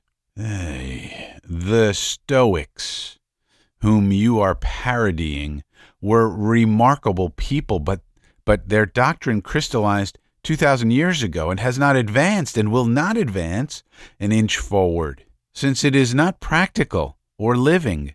It had a success only with the minority, which spends its life in savoring all sorts of theories and ruminating over them. The majority did not understand it. A doctrine which advocates indifference to wealth and the comforts of life and a contempt for suffering and death is quite unintelligible to the vast majority of men, since that majority has never known wealth or the comforts of life. And to despise suffering would mean to it despising life itself, since the whole existence of man is made up of the sensations of hunger, cold, injury, and a Hamlet-like dread of death. The whole of life lies in these sensations. One may be oppressed by it, one may hate it, but one cannot despise it. Yes, so I repeat, the doctrine of the Stoics can never have a future. From the beginning of time up to today, you see continually increasing the struggle, the sensibility to pain, the capacity of responding to stimulus. Ivan Dimitrich suddenly lost the thread of his thoughts, stopped, and rubbed his forehead with vexation. I meant to say something important, but I have lost it, he said. What was I saying? Oh, yes, this is what I mean. One of the Stoics sold himself into slavery to redeem his neighbor. So you see, even a Stoic did react to stimulus, since for such a generous act as the destruction of oneself for the sake of one's neighbor, He must have had a soul capable of pity and indignation. Here in prison, I have forgotten everything I have learned, or else I could have recalled something else. Take Christ, for instance. Christ responded to reality by weeping, smiling, being sorrowful, and moved to wrath, even overcome by misery. He did not go meet his sufferings with a smile. He did not despise death, but prayed in the Garden of Gethsemane that this cup might pass him by. Ivan Dimitric laughed and sat down. Now, granted that a man's peace and contentment lie not outside but in himself, he said. Granted that one must despise suffering and not be surprised at anything, yet on what ground do you preach the theory? Are you a sage? A philosopher? No, I am not a philosopher, but everyone ought to preach it because it is reasonable. No, I want to know how it is that you consider yourself competent to judge of comprehension, contempt for suffering, and so on. Have you ever suffered? Have you any idea of suffering? Allow me to ask you, were you ever thrashed in your childhood? No, my parents had an aversion for corporal punishment. My father used to flog me cruelly. My father was a harsh, sickly government clerk with a long nose and a yellow neck. But let us talk of you. No one has laid a finger on you all your life. No one has scared you nor beaten you. You are strong as a bull. You grew up under your father's wing and studied at his expense, and then you dropped at once into a sinecure. For more than 20 years you have lived rent-free, with heating, lighting, and service all provided, and had the right to work how you pleased and as much as you pleased, even to do nothing. You were naturally a flabby, lazy man, and so you have tried to arrange your life so that nothing should disturb you or make you move.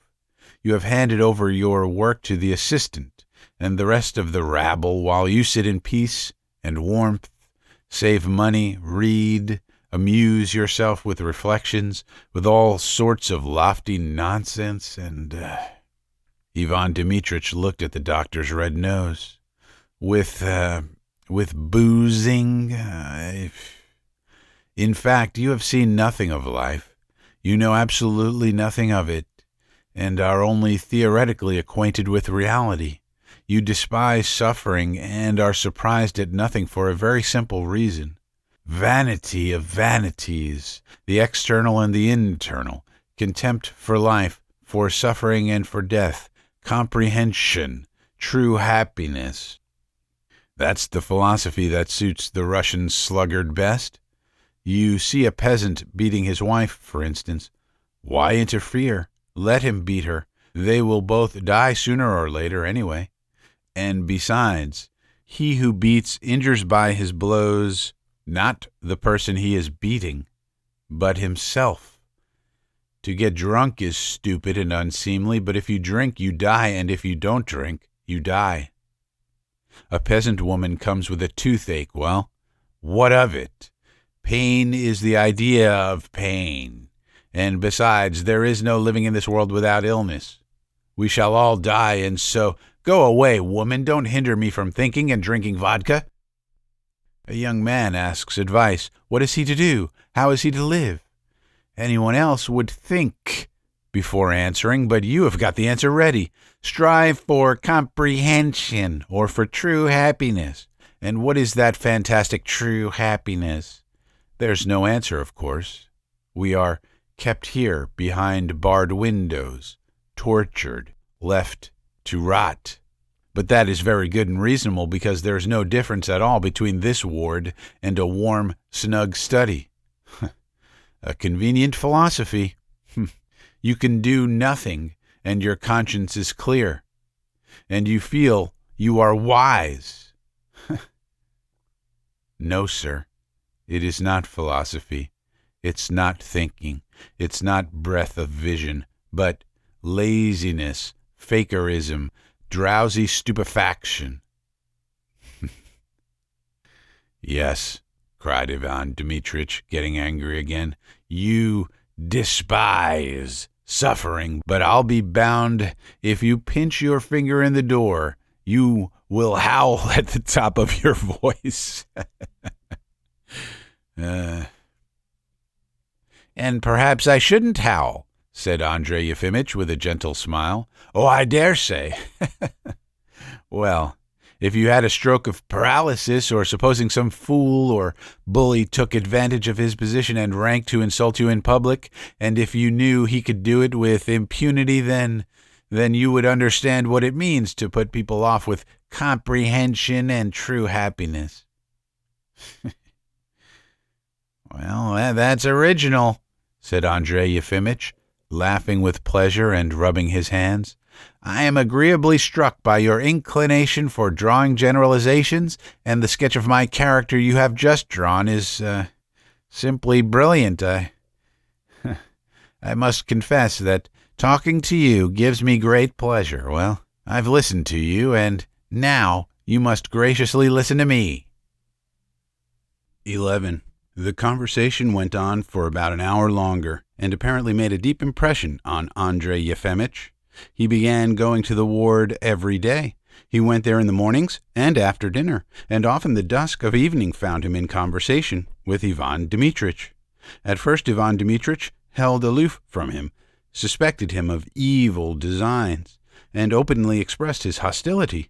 But afterwards he got used to him, and his abrupt manner changed to one of condescending irony. Soon it was all over the hospital that the doctor, Andrey Yefimitch, had taken to visiting ward number 6. No one, neither Sergei Sergeyitch, nor Nikita, nor the nurses, could conceive why he went there, why he stayed there for hours together, what he was talking about, and why he did not write prescriptions. His actions seemed strange. Often Mikhail Avrianich did not find him at home, which had never happened in the past. And Daryushka was greatly perturbed, for the doctor drank his beer now at no definite time, and sometimes was even late for dinner. One day, it was at the end of June, Dr. Hotov went to see Andrey Yefimitch about something. Not finding him at home, he proceeded to look for him in the yard. There, he was told that the old doctor had gone to see the mental patients. Going into the lodge and stopping in the entry, Hotov heard the following conversation. We shall never agree, and you will not succeed in converting me to your faith, Ivan Dmitrich was saying irritably. You are utterly ignorant of reality, and you have never known suffering, but have only like a leech fed beside the sufferings of others, while I have been in continual suffering from the day of my birth till today. For that reason, I tell you frankly, I consider myself superior to you and more competent in every respect. It's not for you to teach me. Well, I have absolutely no ambition to convert you to my faith, said Andrey Yefimitch gently, and with a regret that the other refused to understand him. And that is not what matters, my friend. What matters is not that you have suffered and I have not. Joy and suffering are passing. Let us leave them. Never mind them. What matters is that you and I think. We see in each other people who are capable of thinking and reasoning, and it is a common bond between us, however different our views. If you knew, my friend, how sick I am of the universal senselessness, ineptitude, stupidity, and with what delight I always talk with you. You are an intelligent man, and I enjoy your company. Hotov opened the door an inch and glanced into the ward. Ivan Dmitrich in his nightcap and the doctor, Andrey Yefimitch, were sitting side by side on the bed. The madman was grimacing, twitching and convulsively wrapping himself in his gown, while the doctor sat motionless with bowed head, and his face was red and looked helpless and sorrowful.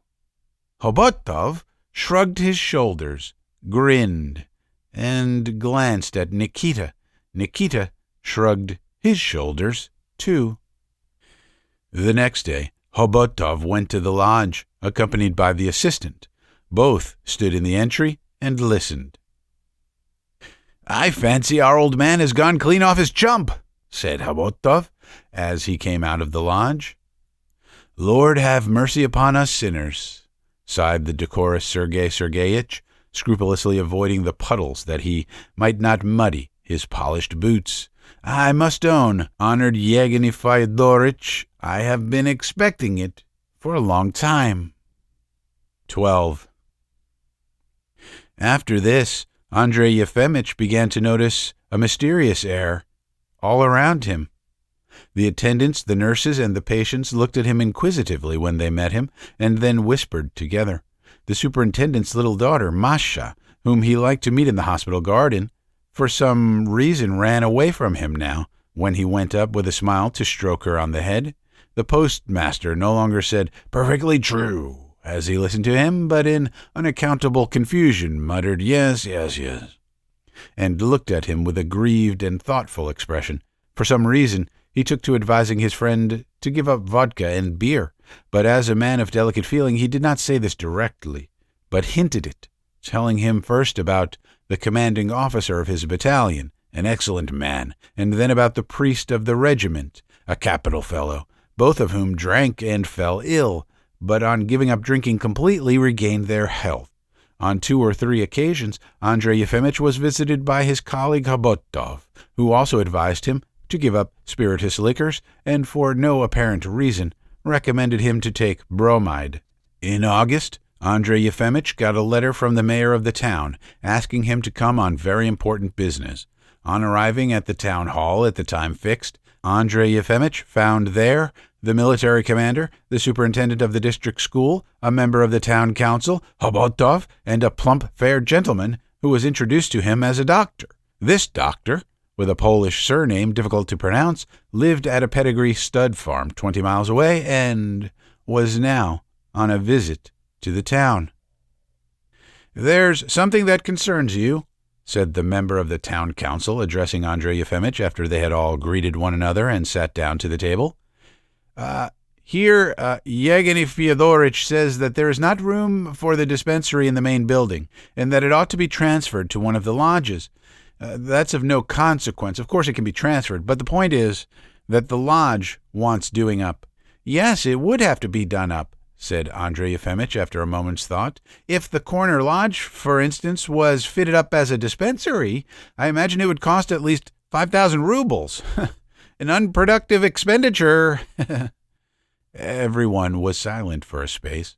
"I had the honor of submitting to you 10 years ago," Andrey Yefimitch went on in a low voice, "that the hospital in its present form is a luxury for the town beyond its means. It was built in the 40s, but things were different then. The town spends too much on unnecessary buildings and superfluous staff. I believe with a different system, 2 model hospitals might be maintained for the same money." "Well, let us have a different system then," the member of the town council said briskly. "I have already had the honor of submitting to you that the medical department should be transferred to the supervision of the Zemstvo." "Yes, transfer the money to the Zemstvo, and they will steal it," laughed the fair-haired doctor. "That's what it always comes to," the member of the council assented, and he also laughed. Andrey Yefimitch looked with apathetic, lusterless eyes at the fair-haired doctor and said, "One should be just." Again there was silence. Tea was brought in. The military commander, for some reason much embarrassed, touched Andrey Yefimitch's hand across the table and said, "You have quite forgotten us, doctor. But of course you are a hermit. You don't play cards and don't like women. You would be dull with fellows like us." They all began saying how boring it was for a decent person to live in such a town. No theater, no music, and at the last dance at the club there had been about 20 ladies and only 2 gentlemen. The young men did not dance, but spent the whole time crowding around the refreshment bar, or playing cards. Not looking at anyone, and speaking slowly in a low voice, Andrey Yefimitch began saying what a pity, what a terrible pity it was that the townspeople should waste their vital energy, their hearts and their minds on cards and gossip, and should have neither the power nor the inclination to spend their time in interesting conversation and reading, and should refuse to take advantage of the enjoyments of the mind. The mind alone was interesting and worthy of attention. All the rest was low and petty. Hotov listened to his colleague attentively and suddenly asked, "Andrey Yefimitch, what day of the month is it?" Having received an answer, the fair-haired doctor and he, in the tone of examiners, conscious of their lack of skill, began asking Andrey Yefimitch what was the day of the week, how many days there were in the year, and whether it was true that there was a remarkable prophet living in Ward No. 6. In response to the last question, Andrey Yefimitch turned rather red and said, "Yes, he is mentally deranged, but he is an interesting young man." They asked him no other questions. When he was putting on his overcoat in the entry, the military commander laid a hand on his shoulder and said with a sigh, "It's time for us old fellows to rest." As he came out of the hall, Andrey Yefimitch understood that it had been a committee appointed to inquire into his mental condition. He recalled the questions that had been asked him, flushed crimson, and for some reason, for the first time in his life, felt bitterly grieved for medical science. My God, he thought, remembering how these doctors had just examined him. Why, they have only lately been hearing lectures on mental pathology. They had passed an examination. What's the explanation of this crass ignorance? They have not a conception of mental pathology. And for the first time in his life, he felt insulted and moved to anger. In the evening of the same day, Mihail Averyanitch came to see him. The postmaster went up to him, without waiting to greet him, took him by both hands, and said in an agitated voice, "My dear fellow, my dear friend, show me that you believe in my genuine affection, and look on me as your friend." And, preventing Andrey Yefimitch from speaking, he went on, growing excited. "I love you for your culture and nobility of soul. Listen to me, my dear fellow. The rules of their profession compel the doctors to conceal the truth from you, but I blurt out the plain truth like a soldier. You are not well. Excuse me, my dear fellow, but it is the truth. Everyone about you has been noticing it for a long time. Dr. Yevgeny Fyodorich has just told me that it is essential for you to rest and distract your mind for the sake of your health. Perfectly true. Excellent. In a day or two I am taking a holiday and am going away for a sniff of a different atmosphere. Show that you are a friend to me. Let us go together. Let us go for a jaunt, as in the good old days." "I feel perfectly well," said Andrey Yefimitch after a moment's thought. "I can't go away. Allow me to show you my friendship in some other way." To go off with no object, without his books, without his Daryushka, without his beer, to break abruptly through the routine of life, established for 20 years, the idea, for the first minute, struck him as wild and fantastic. But he remembered the conversation at the Zemstvo committee and the depressed feelings with which he had returned home, and the thought of a brief absence from the town in which stupid people looked on him as a madman was pleasant to him. "And where precisely do you intend to go?" he asked. "To Moscow, to Petersburg, to Warsaw. I spent the 5 happiest years of my life in Warsaw. What a marvelous town!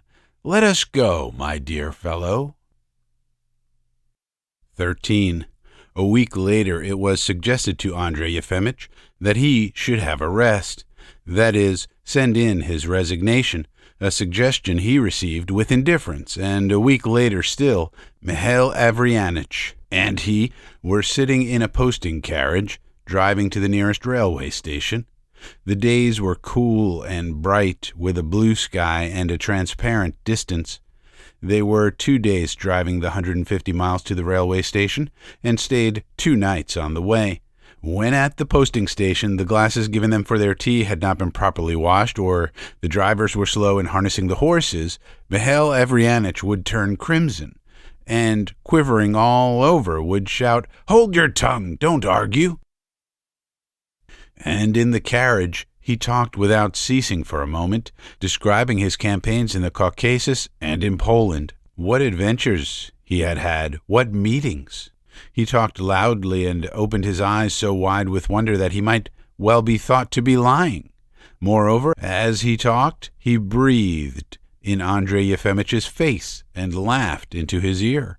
This bothered the doctor and prevented him from thinking or concentrating his mind. In the train they traveled, from motives of economy, 3rd class in a non-smoking compartment. Half the passengers were decent people. Mihail Averyanitch soon made friends with everyone, and moving from one seat to another, kept saying loudly that they ought not to travel by these appalling lines. It was a regular swindle.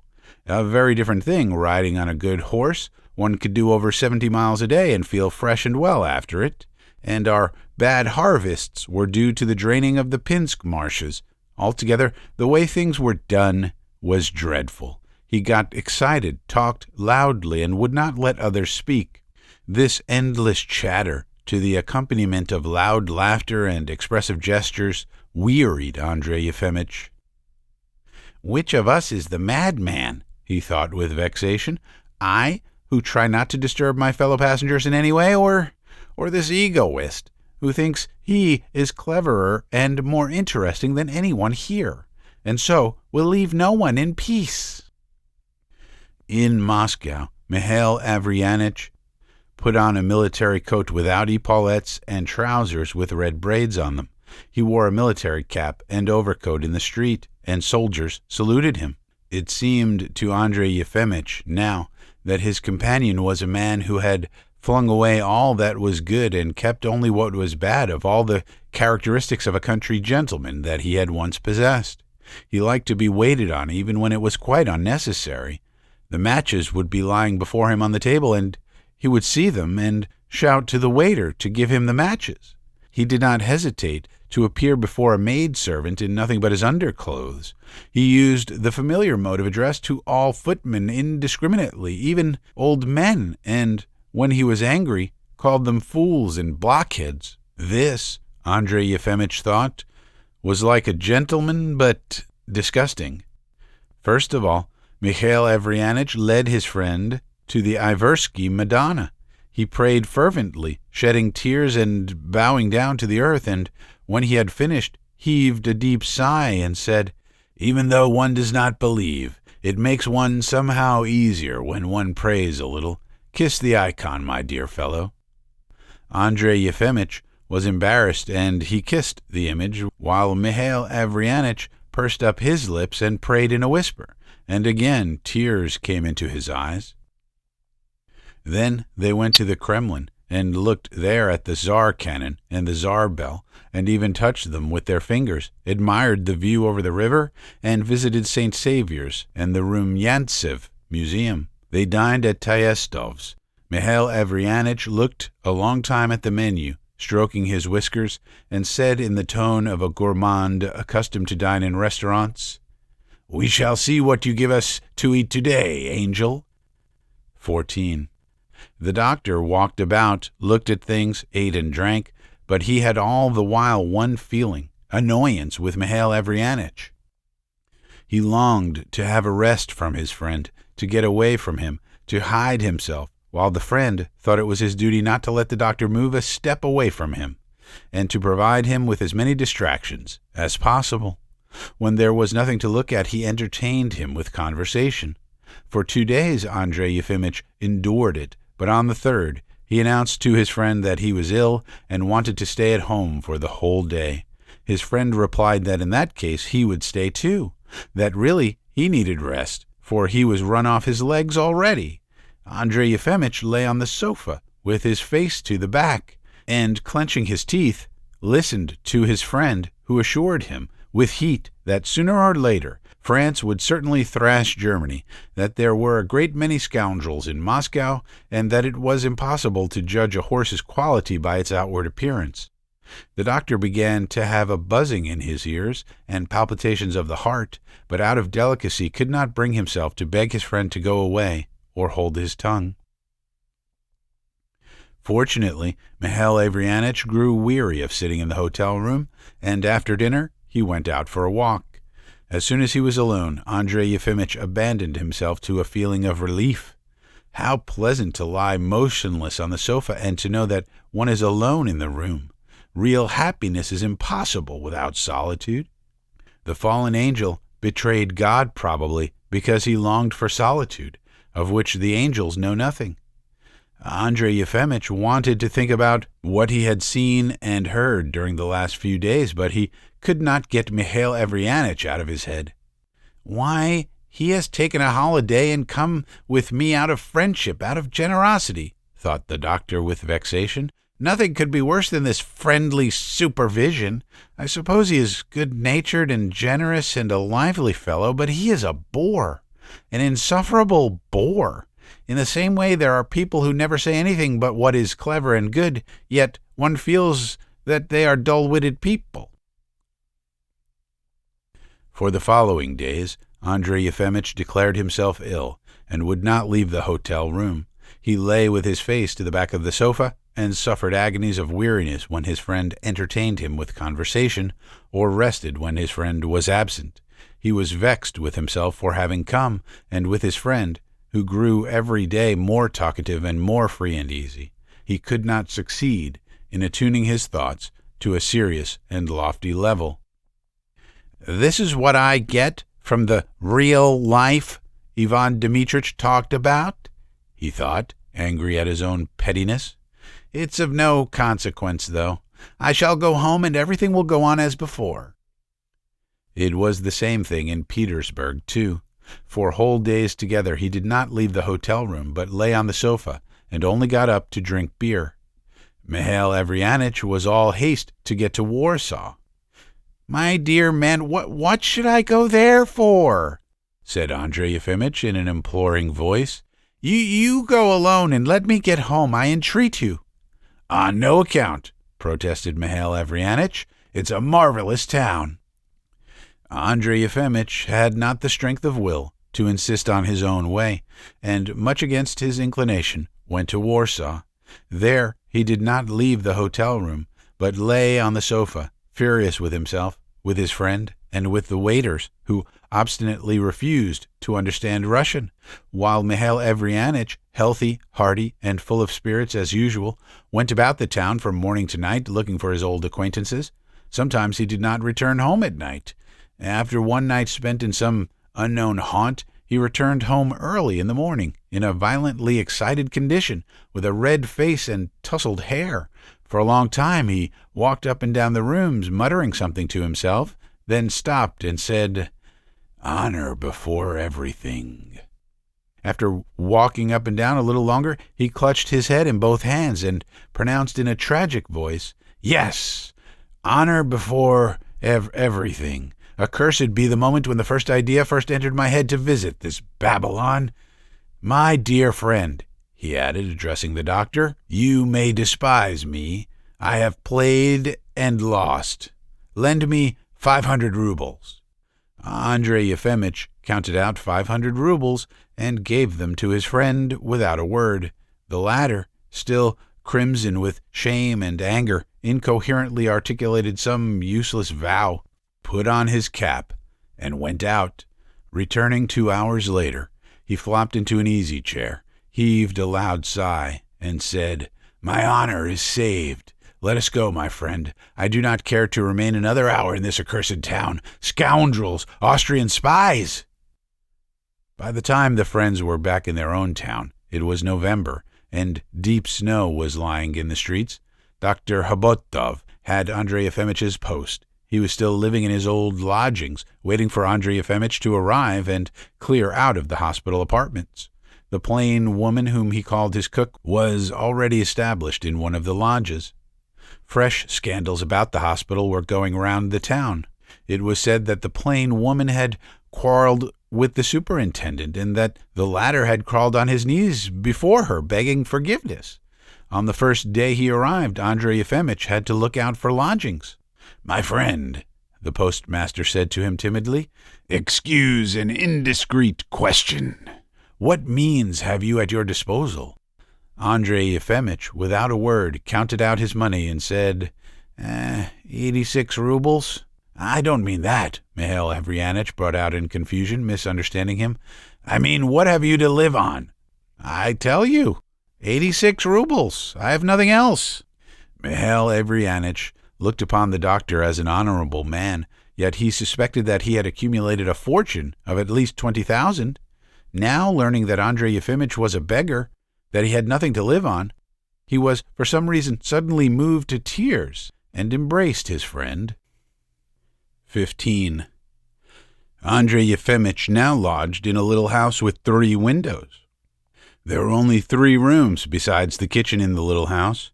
The doctor lived in 2 of them, which looked into the street, while Daryushka and the landlady with her 3 children lived in the 3rd room and the kitchen.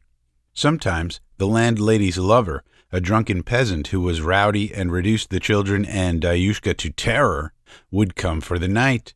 When he arrived and established himself in the kitchen and demanded vodka, they all felt very uncomfortable, and the doctor would be moved by pity to take the crying children into his room and let them lie on his floor, and this gave him great satisfaction. He got up as before at 8 o'clock, and after his morning tea sat down to read his old books and magazines. He had no money for new ones. Either because the books were old or perhaps because of the change in his surroundings, reading exhausted him and did not grip his attention as before. That he might not spend his time in idleness, he made a detailed catalogue of his books and gummed little labels on their backs, and this mechanical, tedious work seemed to him more interesting than reading. The monotonous, tedious work lulled his thoughts to sleep in some unaccountable way, and the time passed quickly while he thought of nothing. Even sitting in the kitchen, peeling potatoes with Daryushka or picking over the buckwheat grain seemed to him interesting. On Saturdays and Sundays he went to church. Standing near the wall and half closing his eyes, he listened to the singing and thought of his father, of his mother, of the university, of the religions of the world. He felt calm and melancholy, and as he went out of the church afterwards, he regretted that the service was so soon over. He went twice to the hospital to talk to Ivan Dimitric, but on both occasions Ivan Dimitric was unusually excited and ill-humored.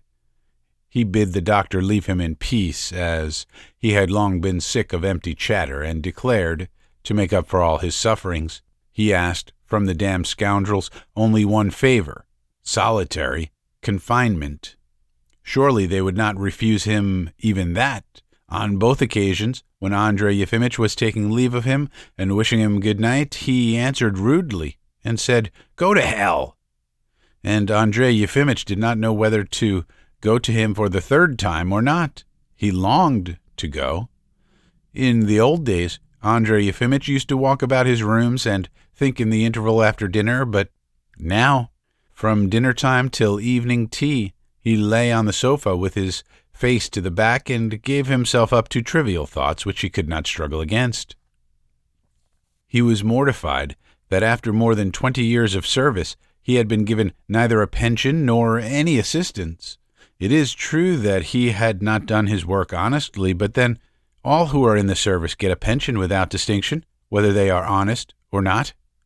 Contemporary justice lies precisely in the bestowal of grades, orders, and pensions, not for moral qualities or capacities, but for service, whatever it might have been like. Why was he alone to be an exception?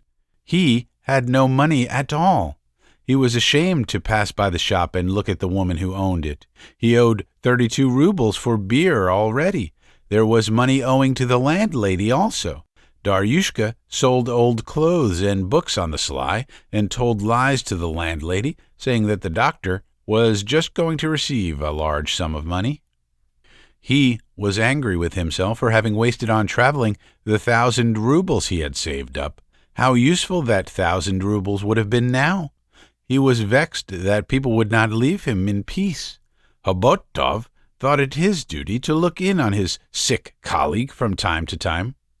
Everything about him was revolting to Andrey Yefimitch. His well-fed face and vulgar condescending tone, and his use of the word colleague, and his high-top boots.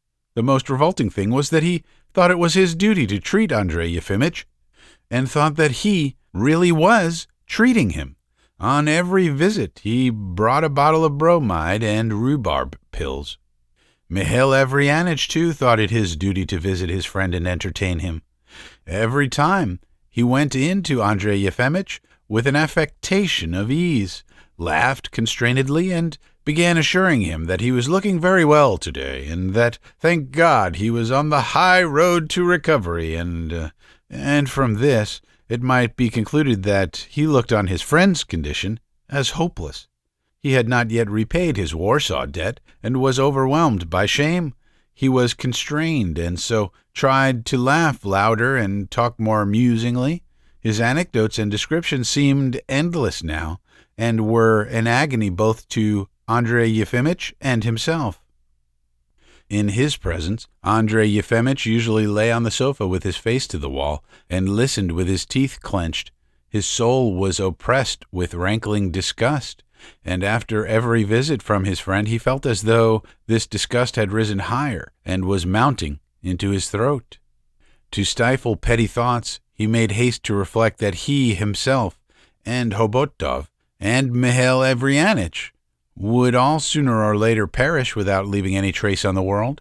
If one imagined some spirit flying by the earthly globe in space in 1,000,000 years, he would see nothing but clay and bare rocks. Everything, culture and the moral law, would pass away, and not even a burdock would grow out of them.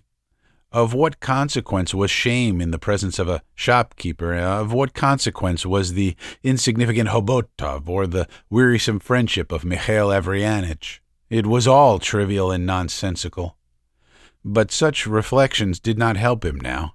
Scarcely had he imagined the earthly globe in 1,000,000 years when Hotov in his high-top boots or Mihail Averyanitch with his forced laugh would appear from behind a bare rock, and he even heard the shame-faced whisper, "The Warsaw debt, I will repay it in a day or two, my dear fellow, without fail."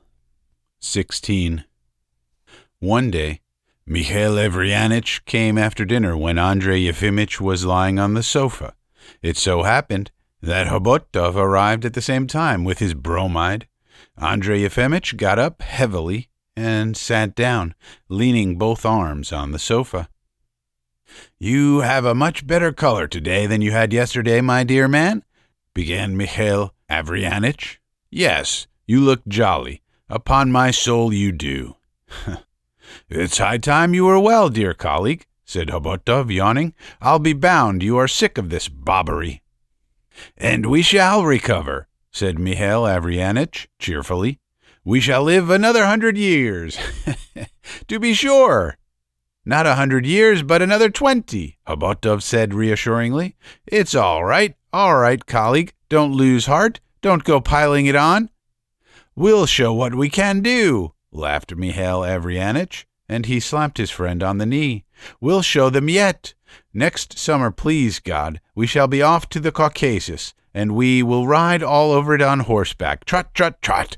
And when we are back from the Caucasus, I shouldn't wonder if we will all dance at the wedding." Mihail Averyanitch gave a sly wink. "We'll marry you, my dear boy, we'll marry you." Andrey Yefimitch felt suddenly that the rising disgust had mounted to his throat. His heart began beating violently. "That's vulgar," he said, getting up quickly and walking away to the window. Don't you understand that you are talking vulgar nonsense?" He meant to go on softly and politely, but against his will he suddenly clenched his fists and raised them above his head. "Leave me alone," he shouted in a voice unlike his own, blushing crimson and shaking all over. "Go away, both of you." Mikhail Avrianich and Hotov got up and stared at him, first with amazement and then with alarm. "Go away, both!" Andrey Yefimitch went on shouting. "Stupid people, foolish people! I don't want either your friendship or your medicines, stupid man, vulgar, nasty!" Hotov and Mikhail Avrianich looked at each other in bewilderment, staggered to the door, and went out. Andrey Yefimitch snatched up the bottle of bromide and flung it after them. The bottle broke with a crash on the doorframe. "Go to the devil!" he shouted in a tearful voice, running out into the passage. "To the devil!" When his guests were gone, Andrey Yefimitch lay down on the sofa, trembling as though in a fever, and went on for a long while repeating, "Stupid people, foolish people."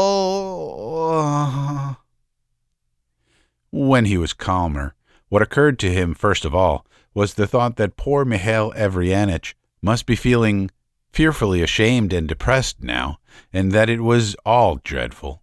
Nothing like this had ever happened to him before. Where was his intelligence and his tact? Where was his comprehension of things and his philosophical indifference? The doctor could not sleep all night for shame and vexation with himself, and at 10 o'clock the next morning he went to the post office and apologized to the postmaster. "We won't think again of what has happened," Mikhail Avrianich, greatly touched, said with a sigh, warmly pressing his hand. "Let bygones be bygones. Lyubavkin!" he suddenly shouted, so loud that all the postmen and other persons present started. "Hand a chair, and you wait," he shouted to a peasant woman who was stretching out a registered letter to him through the grating. "Don't you see that I am busy? We will not remember the past," he went on, affectionately addressing Andrey Yefimitch. "Sit down, I beg you, my dear fellow." For a moment he stroked his knees in silence, and then said, "I have never had a thought of taking offense. Illness is no joke, I understand. Your attack frightened the doctor and me yesterday, and we had a long talk about you afterwards. My dear friend, why won't you treat your illness seriously? You can't go on like this. Excuse me, speaking openly as a friend," whispered Mikhail Avrianich. "You live in the most unfavorable surroundings, in a crowd, in uncleanliness. No one to look after you, no money for proper treatment. My dear friend, the doctor and I implore you with all our hearts, listen to our advice. Go into the hospital. There you will have wholesome food and attendance and treatment. Though between ourselves, Yevgeny Fyodorovitch is mauvais ton, yet he does understand his work. You can fully rely upon him. He has promised me he will look after you." Andrey Yefimitch was touched by the postmaster's genuine sympathy and the tears which suddenly glittered on his cheeks. "My honored friend, don't believe it," he whispered, laying his hand on his heart. "Don't believe them. It's all a sham. My illness is only that in 20 years I have only found one intelligent man in the whole town, and he is mad.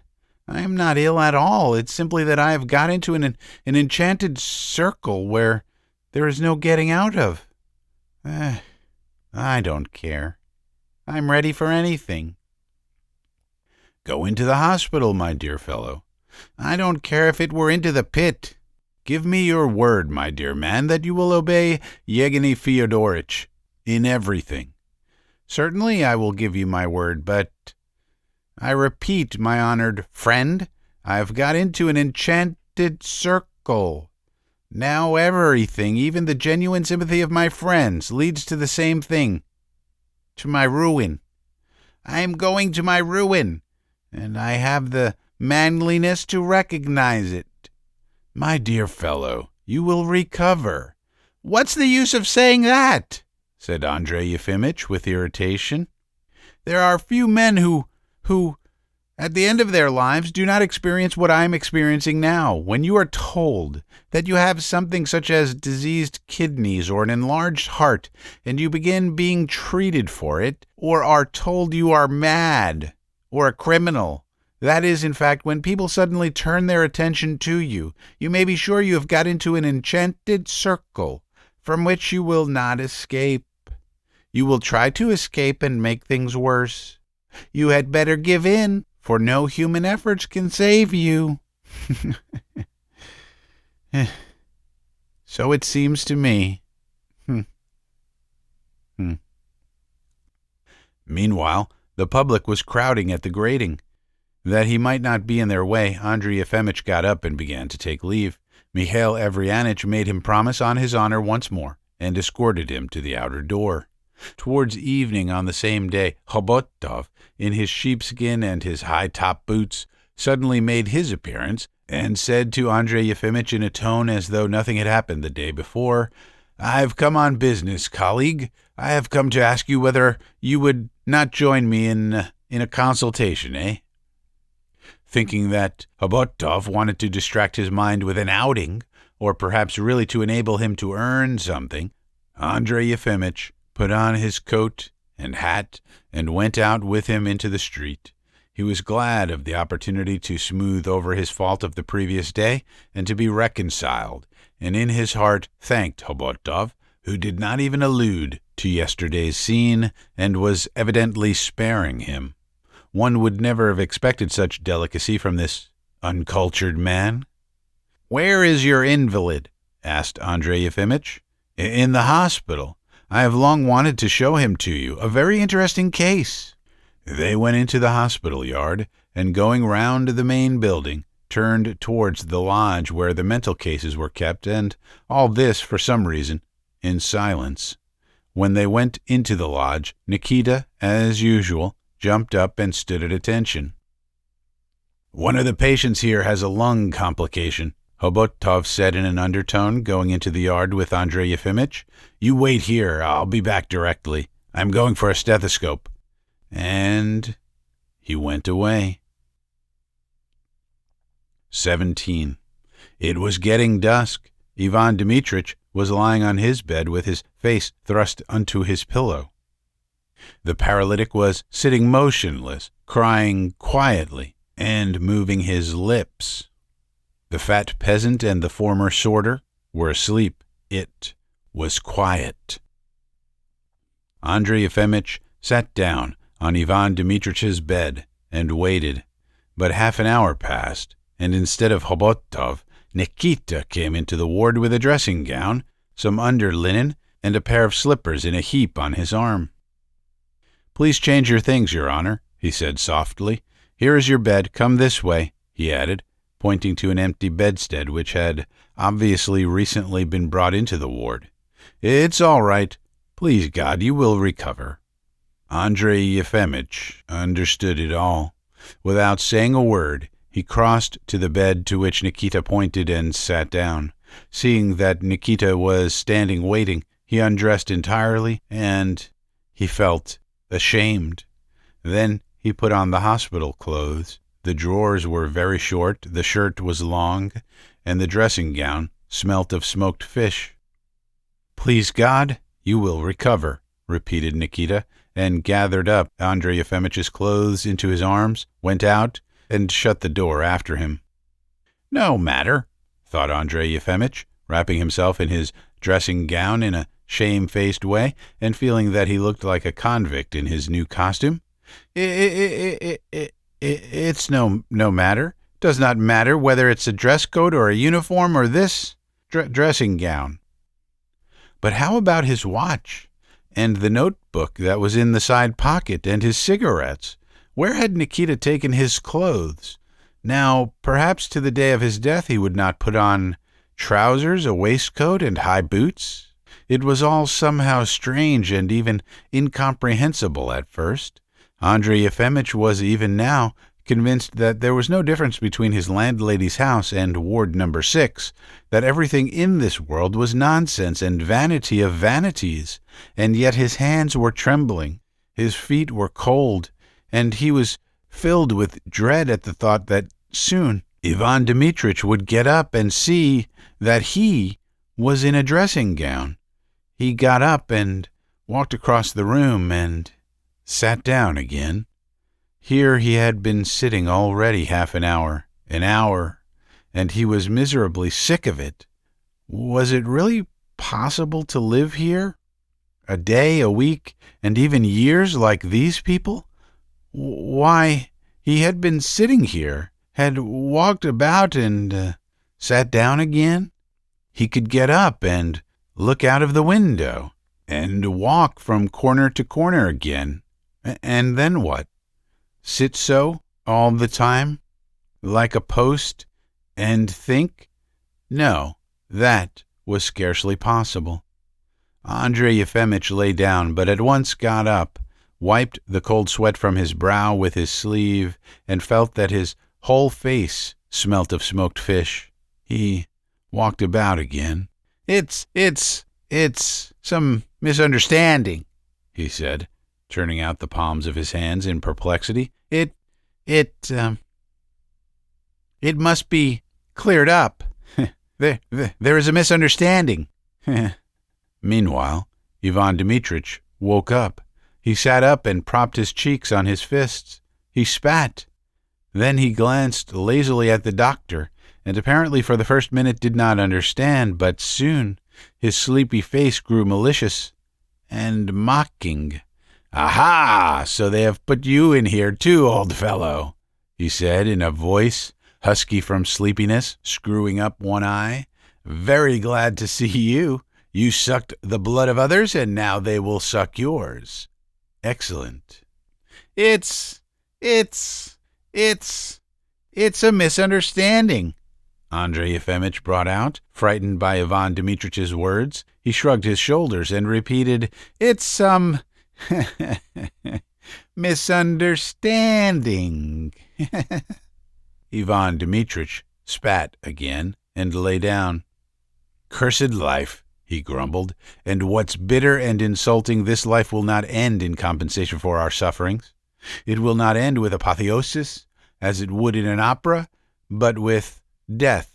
Peasants will come and drag one's dead body by the arms and the legs to the cellar. Well, it does not matter. We shall have our good time in the other world. I shall come here as a ghost from the other world and frighten these reptiles. I'll turn their hair gray." Moisika returned, and seeing the doctor, held out his hand. "Give me one little kopeck," he said. 18. Andrey Yefimitch walked away to the window and looked out into the open country. It was getting dark, and on the horizon to the right, a cold crimson moon was mounting upwards. Not far from the hospital fence, not much more than 200 yards away, stood a tall white house, shut in by a stone wall. This was the prison. "So this is real life," thought Andrey Yefimitch, and he felt frightened. The moon and the prison, and the nails on the fence, and the faraway flames at the bone-charring factory were all terrible. Behind him there was the sound of a sigh. Andrey Yefimitch looked round and saw a man with glittering stars and orders on his breast, who was smiling and slyly winking, and this too seemed terrible. Andrey Yefimitch assured himself that there was nothing special about the moon or the prison, that even sane persons wear orders, and that everything in time will decay and turn to earth. But he was suddenly overcome with desire. He clutched at the grating with both hands and shook it with all his might. The strong grating did not yield. Then, that it might not be so dreadful, he went to Ivan Dmitrich's bed and sat down. "I've lost heart, my dear fellow," he muttered, trembling and wiping away the cold sweat. I have lost heart." You should be philosophical, said Ivan Dmitrich, ironically. My God, my God. Yes, yes. You were pleased to say once that there was no philosophy in Russia, but that all people, even the paltriest, talk philosophy. But you know, the philosophizing of the paltriest does not harm anyone, said Andrey Yefimitch in a tone as if he wanted to cry and complain. Why, then, that malignant laugh, my friend? And how can these paltry creatures help philosophizing if they are not satisfied? For an intelligent, educated man, made in God's image, proud and loving freedom, to have no alternative but to be a doctor in a filthy, stupid, wretched little town, and to spend his whole life among bottles, leeches, mustard plasters, quackery, narrowness, vulgarity. Oh, my God. You are talking nonsense. If you don't like being a doctor, you should have gone in for being a statesman. I could not do anything. We are weak, my dear friend. I used to be indifferent. I reasoned boldly and soundly, but at the first coarse touch of life upon me, I have lost heart. Prostration. We are weak. We are poor creatures. And you too, my dear friend. You are intelligent, generous. You drew in good impulses with your mother's milk, but you had hardly entered upon life when you were exhausted and fell ill. Weak, weak. Andrey Yefimitch was all the while, at the approach of evening, tormented by another persistent sensation besides terror and the feeling of resentment. At last he realized that he was longing for a smoke and for beer. I am going out, my friend, he said. I will tell them to bring a light. I can't put up with this. I am not equal to it. Andrey Yefimitch went to the door and opened it, but at once Nikita jumped up and barred his way. Where are you going? You can't, he said. It's bedtime. But I'm only going out for a minute to walk about the yard, said Andrey Yefimitch. You can't. It's forbidden. You know that yourself. But what difference will it make to anyone if I do go out?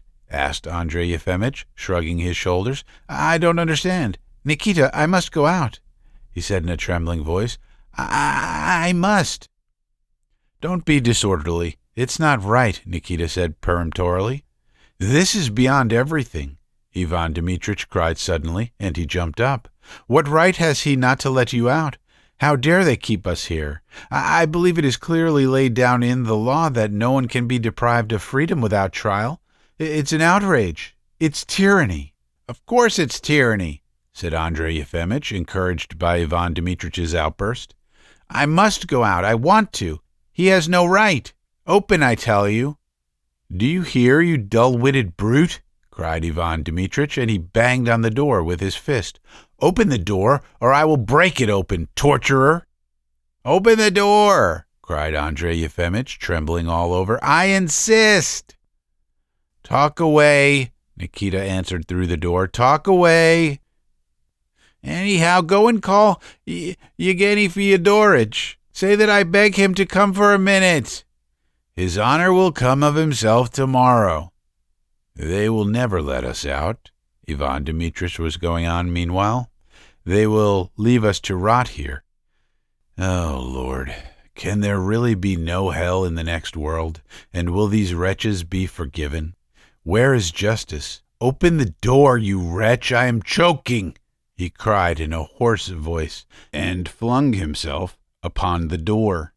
I'll dash out my brains, murderers!